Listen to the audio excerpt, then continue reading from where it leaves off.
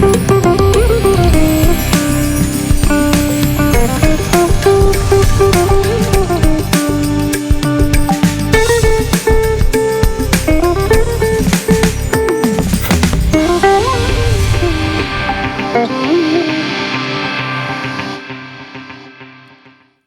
പുത്തൻമുരയിലേക്ക് എല്ലാ പ്രിയപ്പെട്ട പ്രേക്ഷകർക്കും സ്വാഗതം. മറ്റൊരു നല്ല ദിവസം ആരംഭിക്കുകയാണ്. എല്ലാവർക്കും ശുഭദിനം ആശംസിച്ചുകൊണ്ടാണ് നമ്മൾ തുടങ്ങുന്നത്. എല്ലാവരും ആരോഗ്യത്തോടെ ഇരിക്കുക, രോഗങ്ങളില്ലാതിരിക്കുക എന്ന് പറയുന്നത് ഏറ്റവും പ്രധാനപ്പെട്ട കാര്യമാണ്. നമ്മൾ ആയുരാരോഗ്യ സൗഖ്യം നേർന്നുകൊണ്ടാണ് ഓരോ ദിവസവും ആരംഭിക്കുക. അതിന് ദൈവവിശ്വാസത്തോടെ തന്നെ നമ്മൾ തുടങ്ങിയിട്ടുണ്ട്. രാവിലെ നിങ്ങളെല്ലാവരും പുണ്യം ദർശിച്ചിട്ടുണ്ടാകും, നല്ല കാര്യങ്ങൾ കേട്ടിട്ടുണ്ടാകും. നമുക്ക് വളരെ പോസിറ്റീവായി തന്നെ ഒരു ദിവസം ആരംഭിക്കാം. ഇന്നത്തെ ദിവസം 2025 ജൂലൈ മാസം 2-ാം തീയതി ബുധനാഴ്ച. കൊല്ലവർഷം 1200 ആണ്ട്, മിഥുനമാസം 18-ാം തീയതി, ഉത്രം നക്ഷത്രം. ഇന്നത്തെ രാഹുകാലം ഉച്ചയ്ക്ക് 12 മുതൽ 1:30 വരെയാണ് ഏകദേശ സമയം. പ്രധാനപ്പെട്ട കാര്യങ്ങൾക്ക് ഇറങ്ങുന്നവർ ആ സമയം ശ്രദ്ധിക്കുക.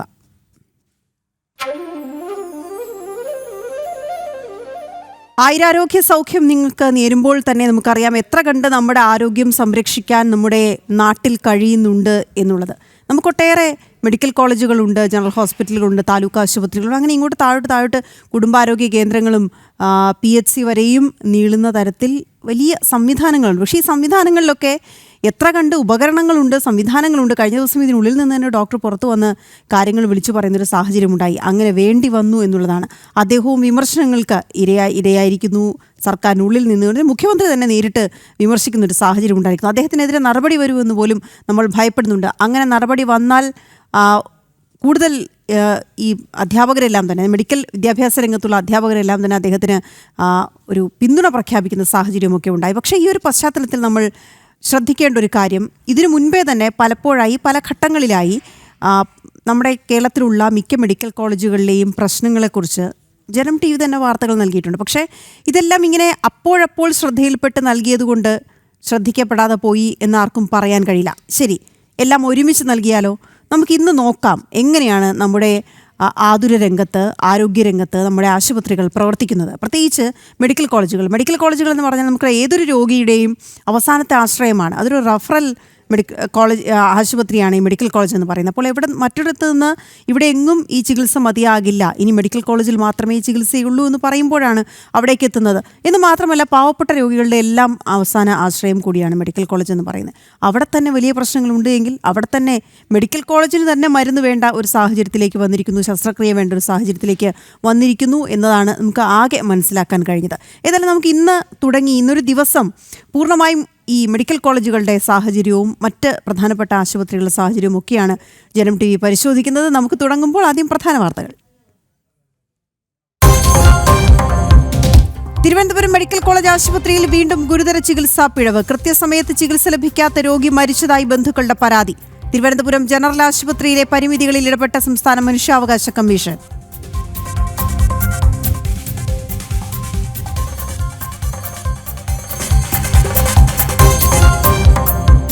രോഗികളുടെ അവസാനാശ്രയമായ സംസ്ഥാനത്തെ മെഡിക്കൽ കോളേജുകൾ പരിമിതികളുടെ നടുവിൽ. കോട്ടയം മെഡിക്കൽ കോളേജ് പ്രവർത്തിക്കുന്നതും ആവശ്യമായ ഉപകരണങ്ങളില്ലാതെ.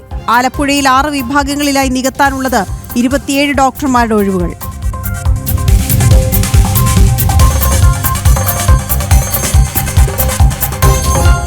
തിരുവനന്തപുരം മെഡിക്കൽ കോളേജിലെ റേഡിയോളജി വിഭാഗത്തിലും പ്രതിസന്ധി. പ്രവർത്തനം സാങ്കേതിക വിദഗ്ധരില്ലാതെ. എക്സ്റേക്കും സ്കാനിങ്ങിനുമായി ദിവസങ്ങൾ കാത്തിരിക്കേണ്ട ഗതികേടിൽ രോഗികൾ. ജനം ബ്രേക്കിംഗ്.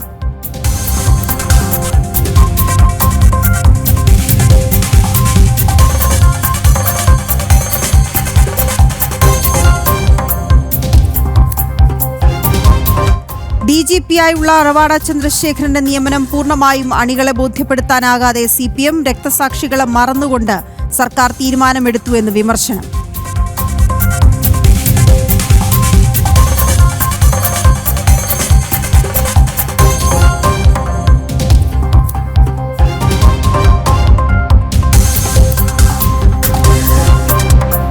കരുവന്നൂർ കള്ളപ്പണക്കേസിലെ മുഖ്യകണ്ണി PP കിരണിന്റെ ബിനാമി ഇടപാടുകളിലും അന്വേഷണം. വായ്പാ തട്ടിപ്പുകളിലൂടെ സമാഹരിച്ച പണം അയൽ സംസ്ഥാനങ്ങളിൽ ബിനാമി ഇടപാടുകളിലൂടെ നിക്ഷേപിച്ചതായി സൂചന.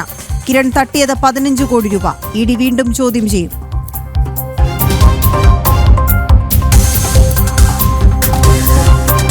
60 ദിവസത്തെ വെടിനിർത്തൽ ധാരണയ്ക്കുള്ള വ്യവസ്ഥകൾ ഇസ്രായേൽ അംഗീകരിച്ചതായി അമേരിക്കൻ പ്രസിഡന്റ്.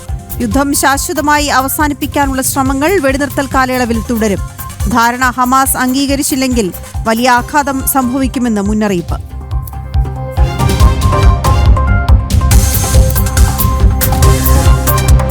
അഞ്ച് രാജ്യങ്ങളിലേക്കുള്ള പ്രധാനമന്ത്രി നരേന്ദ്രമോദിയുടെ യാത്രയ്ക്ക് ഇന്ന് തുടക്കം. ആദ്യ സന്ദർശനം ആഫ്രിക്കൻ രാജ്യമായ ഘാനയിൽ.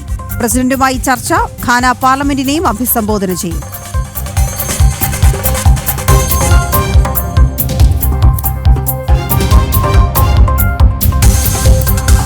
മലപ്പുറത്ത് ശാസ്ത്രീയ ചികിത്സയിലൂടെ 1 വയസ്സുകാരൻ മരിച്ച സംഭവത്തിൽ കൂടുതൽ നടപടിക്ക് സാധ്യത. രക്ഷിതാക്കൾക്കെതിരെ കൂടുതൽ വകുപ്പുകൾ ചുമത്തിയേക്കും. തൃശൂർ പുതുക്കാട് നവജാത ശിശുക്കളുടെ കൊലപാതകത്തിൽ പോസ്റ്റ്മോർട്ടം 2 ദിവസങ്ങളിലായി നടത്തും. അസ്ഥികൾ DNA പരിശോധനയ്ക്ക് അയക്കും.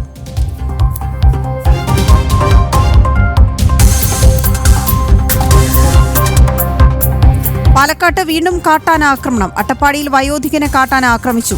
വയനാട് മേപ്പാടിയിൽ മനുഷ്യജീവന് ഭീഷണിയായി കാട്ടാനക്കൂട്ടം ജനവാസ മേഖലയിൽ. കഴിഞ്ഞ ഒരാഴ്ചക്കിടെ കാട്ടാനകൾ എത്തിയത് 5 തവണ.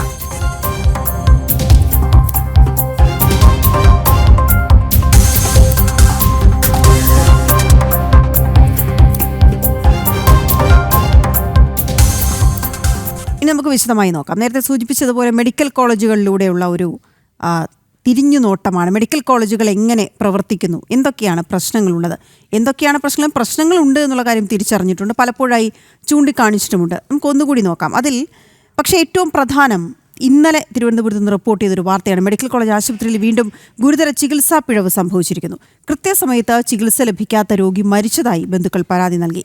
തിരുവനന്തപുരം മണ്ണന്തല സ്വദേശി അംബികയാണ് മരിച്ചത്. കാലിന് മുറിവേറ്റ് ചികിത്സയ്ക്കെത്തിയ അംബികയ്ക്ക് സ്കാനിങ്ങും തുടർ പരിശോധനയും വൈകി എന്നാണ് ബന്ധുക്കളുടെ ആരോപണം. ശാലിനി ചേരുന്നുണ്ട് വിവരങ്ങളുമായി. Shalini, good morning.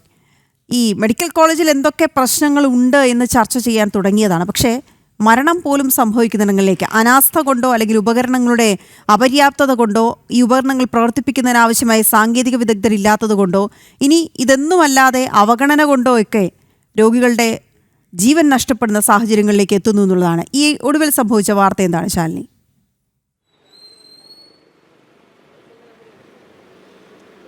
വീണ, ഗുഡ് മോർണിംഗ്, നമസ്തേ. വീണ സൂചിപ്പിച്ചതുപോലെ തന്നെയാണ് ഈ അപര്യാപ്തതകളും ഒപ്പം തന്നെ രോഗികളുടെ ബാഹുല്യം, ഡോക്ടർമാരുടെ കുറവ്, ഒപ്പം തന്നെ വിദഗ്ധമായിട്ടുള്ള ചികിത്സ നൽകേണ്ട ഉപകരണങ്ങൾ, അത് ഉപയോഗിക്കാൻ അറിയാൻ വയ്യാത്ത ജീവനക്കാർ, അത് ഉപയോഗിക്കാൻ അറിയാവുന്നവരെ എത്തിക്കാത്ത ആരോഗ്യവകുപ്പിൻ്റെ പിഴവ്, ഇതൊക്കെ തുടർക്കഥയാകുകയാണ് തലസ്ഥാനത്തടക്കമുള്ള സംസ്ഥാനത്തെ വിവിധ സർക്കാർ ആശുപത്രികളിൽ. അതിൻ്റെ ഒടുവിലത്തെ ഒരു ഇരയായി തലസ്ഥാനത്തെ മണ്ണന്തല സ്വദേശിനിയായ അംബിക മാറി എന്നുള്ളതാണ് നമുക്ക് ഏറ്റവും സങ്കടകരമാകുന്ന കാര്യമെന്നുള്ളത്. തലസ്ഥാനത്തടക്കമുള്ള സർക്കാർ ആശുപത്രികളിൽ നടക്കുന്ന അനാസ്ഥകളും വാർഡുകളുടെ ബെഡുകളുടെ അപര്യാപ്തതയും ഒക്കെ നിരന്തരമായി വാർത്ത നൽകുന്ന ചാനലാണ് ജനം TV. അവിടെയാണിപ്പോൾ അംബിക എന്ന് പറയുന്ന ഒരു വയോധികയുടെ വാർത്ത കൂടി നമുക്ക് നൽകേണ്ടി വരുന്നത് എന്നുള്ളത് ആരോഗ്യ കേരളത്തിൽ നമ്പർ 1 എന്ന് പറയുന്ന അല്ലെങ്കിൽ അവകാശപ്പെടുന്ന സർക്കാരിന് മുൻപിൽ ഒരു ചോദ്യമായി തന്നെയാണ് ആ വാർത്ത എത്തുന്നത് എന്നുള്ളതാണ്. അംബിക കാലിന് ചെറിയ രീതിയിലുള്ളൊരു മുറിവുമായി തിരുവനന്തപുരം മെഡിക്കൽ കോളേജ് എത്തിയതാണ്. മെഡിക്കൽ കോളേജിലെത്തി കൃത്യസമയത്ത് പരിചരണമോ പരിശോധനയോ അല്ലെങ്കിൽ അതുമായി ബന്ധപ്പെട്ട മരുന്നുകളോ നൽകാത്തതിൻ്റെ ഭാഗമായിട്ടാണ് അംബിക എന്ന് പറയുന്ന വയോധിക കഴിഞ്ഞ 2 ദിവസങ്ങൾക്കുള്ളിൽ മരണപ്പെട്ടത് എന്നുള്ളതാണ് കുടുംബം ആരോപണമായി ഉന്നയിക്കുന്നത്. കുടുംബം അതിലിപ്പോൾ പരാതിയുമായി രംഗത്തെത്തിയിട്ടുമുണ്ട്. അവർ പറയുന്നത് ഇത്തരത്തിലാണ്: ഈ ഒരു ചെറിയ മുറിവുമായി ആശുപത്രിയിൽ എത്തിയതാണ്, മരുന്നും അതുമായി ബന്ധപ്പെട്ട ചികിത്സയും നൽകണം, ഷുഗർ അടക്കമുള്ള അസുഖങ്ങളുണ്ട്, ഡയബറ്റിക്സ് അസുഖങ്ങളുണ്ട്. അപ്പോൾ സ്വാഭാവികമായും അങ്ങനെ ഒരു രോഗി അവിടെ എത്തുമ്പോൾ അവർക്ക് നൽകേണ്ട ഒരു കരുതലുണ്ട്, അവർക്ക് കൃത്യസമയത്ത് നൽകേണ്ട മരുന്നുകളുണ്ട്. ഇതൊന്നും നൽകാതെ അവരെ ഒരു മൂലയ്ക്ക് മാറ്റി നിർത്തുന്ന ഒരു സാഹചര്യം. കൃത്യമായി പരിശോധന, CT സ്കാൻ അടക്കമുള്ള പരിശോധനകൾ കൃത്യസമയത്ത് എടുത്തില്ല. അപ്പം തന്നെ പരിശോധനയ്ക്ക് കൊണ്ടുപോകുന്ന സമയം 8 മണിക്കൂറിലധികമാണ് അവരെ പട്ടിണിക്ക് ഇട്ടത് എന്നുള്ളതാണ്. ആ സമയത്തൊന്നും ആഹാരമോ ഒന്നും കഴിക്കാൻ സമ്മതിക്കാതെ അതിനുവേണ്ടി കാത്തിരിക്കേണ്ട ഒരു സാഹചര്യം. അതിനുശേഷമാണ് അവർക്ക് പക്ഷാഘാതം ഉണ്ടാകുന്നത്. പക്ഷാഘാതം ഉണ്ടായതിനു ശേഷം വീട്ടിലേക്ക് മടക്കി അയക്കുകയായിരുന്നു. ഒരു ഭാഗം തളർന്ന നിലയിൽ ഒരുപക്ഷെ മരുന്നുകളോട് പ്രതികരിക്കാതെ ആഹാരം പോലും കഴിക്കാതെ കിടന്നാണ് ആ അമ്മ മരണപ്പെട്ടത്. ആ മകനടക്കമുള്ളവർ ഇപ്പോൾ ഗുരുതര ആരോപണമാണ് ഈ ആശുപത്രിക്കെതിരെ ഇപ്പോൾ ഉന്നയിക്കുകയും ചെയ്തിട്ടുള്ളത്. കൃത്യസമയത്ത് പരിചരണവും പരിശോധനയും നടത്തി മരുന്നും നൽകിയിരുന്നുവെങ്കിൽ തൻ്റെ അമ്മ ഇത്ര പെട്ടെന്ന് തന്നിൽ നിന്ന് അകന്നു പോകില്ല, അല്ലെങ്കിൽ വേർപെട്ടു പോകിരുന്നില്ല.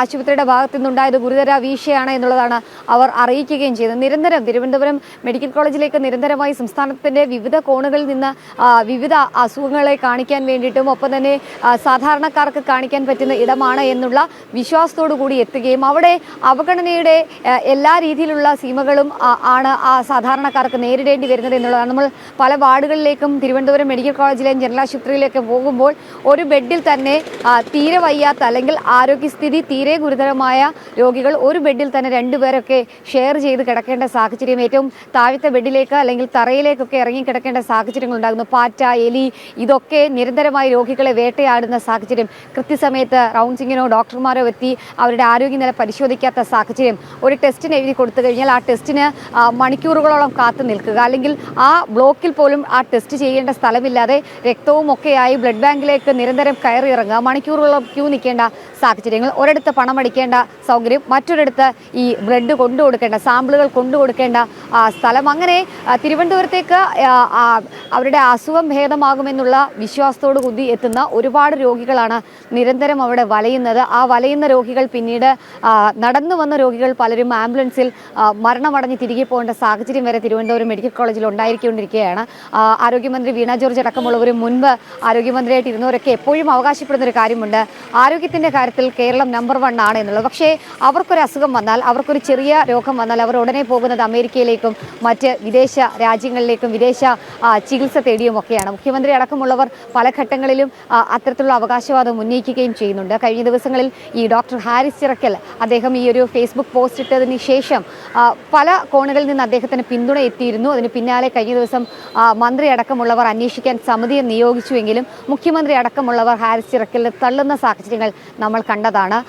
ആ ഒരു ഘട്ടത്തിൽ ഇപ്പോൾ വീണ്ടും അദ്ദേഹത്തിൻ്റെ പ്രതികരണമടക്കം നമ്മൾ തേടുകയാണ്. എന്തായാലും പുഴുക്കുത്തുകൾ ഇപ്പോഴും ഉണ്ട് ആശുപത്രികളിൽ. അതിൻ്റെ ഒരു ഇരയായി തിരുവനന്തപുരം മണ്ണത്തല സ്വദേശിയായിട്ടുള്ള വയോധിക അംബിക മാറിയിട്ടുണ്ട് എന്നുള്ളതാണ് നമുക്കിപ്പോൾ മനസ്സിലാക്കാൻ സാധിക്കുന്നത്. അംബിക മാത്രമല്ല, അതിലെ ഒരു ചെറിയ വിഷയം മാത്രം അല്ലെങ്കിൽ 1-2 കേസുകൾ മാത്രമാണ് പുറത്തേക്ക് മാധ്യമങ്ങൾക്ക് മുൻപിലേക്ക് വരുന്നത്. ഒരുപാട് പേര് ഇത്തരത്തിൽ കഴിഞ്ഞ ദിവസങ്ങളിലൊക്കെ നമ്മൾ കണ്ടതാണ്. കൊല്ലത്ത് നിന്നും പനി പിടിച്ച് ഇവിടെ തിരുവനന്തപുരത്തേക്ക് എത്തിയ സഹോദരിമാർ 2 പേർ, നിർധന കുടുംബമാണ്, ഇവിടെ എത്തി ചികിത്സ തേടി ദിവസങ്ങൾക്കുള്ളിൽ ആ അസുഖം കൂടുകയും അസുഖം ബാധിച്ച് പനി ബാധിച്ച് ആദ്യം ഇളയ പെൺകുട്ടി മരിക്കുന്നു. തൊട്ടു പിന്നാലെ തന്നെ 10ാം ക്ലാസ്സിൽ പരീക്ഷ എഴുതി നിന്ന മറ്റൊരു സഹോദരി മരണപ്പെടുന്നു. കൊണ്ടുപോകാൻ ആംബുലൻസ് സൗകര്യം പോലും ഇല്ലാതെ നിർധന കുടുംബം സഹായത്തിന് കൈനീട്ടുന്ന വാർത്ത ജനം TV അടക്കം പ്രേക്ഷകരിലേക്ക് എത്തിച്ചതുമാണ്. അങ്ങനെ നിരവധി സംഭവങ്ങളാണ് തിരുവനന്തപുരം മെഡിക്കൽ കോളേജിൽ ഉണ്ടാകുന്നത്.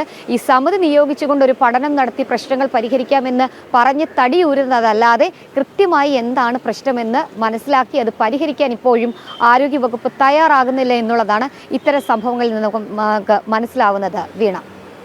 ശരി ശാലിനി, ഇതിപ്പോൾ ശാലിനി റിപ്പോർട്ട് ചെയ്ത ഒരു വാർത്തയാണ്. ഈ മെഡിക്കൽ കോളേജുകളിലെ പ്രശ്നങ്ങളെക്കുറിച്ച് പറഞ്ഞല്ലോ. ഇതിൽ പലപ്പോഴും രോഗികൾ പലരും ഞങ്ങളെ സമീപിക്കുകയാണ്, ഇതാ ഇങ്ങനൊരു പ്രശ്നമുണ്ട് നോക്കൂ എന്ന് പറഞ്ഞ് സമീപിക്കുമ്പോഴാണ് നമ്മളിങ്ങനൊരു പ്രശ്നമുണ്ട് എന്നറിയുന്നത്. തീർച്ചയായും അത്തരം വാർത്താ സോഴ്സുകളിലൂടെയാണല്ലോ വാർത്തകൾ മാധ്യമപ്രവർത്തകരിലേക്ക് എത്തുന്നത്. പക്ഷേ ഇനി പറയാൻ പോകുന്ന വാർത്ത ഞങ്ങളുടെ തന്നെ ഒരു റിപ്പോർട്ടറുടെ നേരനുഭവമാണ്. കോട്ടയം മെഡിക്കൽ കോളേജിൻ്റെ അവസ്ഥയാണ്. ആവശ്യമായ ഉപകരണങ്ങളോ സംവിധാനങ്ങളോ ഇല്ലാതെയാണ് കോട്ടയം മെഡിക്കൽ കോളേജ് പ്രവർത്തിക്കുന്നത് എന്നുള്ളതിന് ഞങ്ങളുടെ റിപ്പോർട്ടർ തന്നെ സാക്ഷ്യം പറയുന്നു. കഴിഞ്ഞ വർഷം കോട്ടയം മെഡിക്കൽ കോളേജിൽ കാലിലെ ശസ്ത്രക്രിയയ്ക്ക് വിധേയനായ ഞങ്ങളുടെ റിപ്പോർട്ടർ മിഥുൻ അയ്യപ്പന് 57,000 രൂപയുടെ ഉപകരണങ്ങളാണ് സ്വകാര്യ സർജിക്കൽസിൽ നിന്ന് വാങ്ങി നൽകേണ്ടി വന്നത്. ഈ ചെലവാക്കിയ പണം പിന്നീട് തിരികെ ലഭിക്കും എന്നായിരുന്നു പറഞ്ഞിരുന്നത്. പക്ഷെ 1 വർഷം പിന്നിട്ടു, ഇപ്പോഴും നടപടിയായിട്ടില്ല. 2024 മാർച്ച് മാസത്തിലാണ് കാൽമുട്ടിലെ ലിഗമെന്റ് ശസ്ത്രക്രിയയ്ക്ക് വേണ്ടി ഞാൻ കോട്ടയം മെഡിക്കൽ കോളേജിൽ ചികിത്സ തേടിയത്. ഉടനെ ഡോക്ടർമാർ പറഞ്ഞു, സർക്കാരിന്റെ ആരോഗ്യ ഇൻഷുറൻസ് പദ്ധതികളൊന്നും തന്നെ മെഡിക്കൽ കോളേജിൽ പ്രവർത്തിക്കുന്നില്ല. ശസ്ത്രക്രിയ ഉടനെ നടത്തണമെങ്കിൽ ചില ഉപകരണങ്ങൾ പണം കൊടുത്ത് പുറത്തുനിന്ന് വാങ്ങണം, ചിലത് വാടകയ്ക്കെടുക്കണം. 2024 മാർച്ച് 7-നായിരുന്നു ഞാൻ കോട്ടയം മെഡിക്കൽ കോളേജിൽ അഡ്മിറ്റ് ആകുന്നത്. 12-ന് കാലിലെ ലിഗമെന്റ് സർജറി. ആയുഷ്മാൻ ഭാരതിന്റെയോ കാരുണ്യ ആരോഗ്യ സുരക്ഷാ പദ്ധതിയുടെയോ ഉൾപ്പെടെയുള്ള സർക്കാരിന്റെ യാതൊരു പദ്ധതിയും ആ സമയം കോട്ടയം മെഡിക്കൽ കോളേജിൽ പ്രവർത്തിക്കുന്നില്ലായിരുന്നു.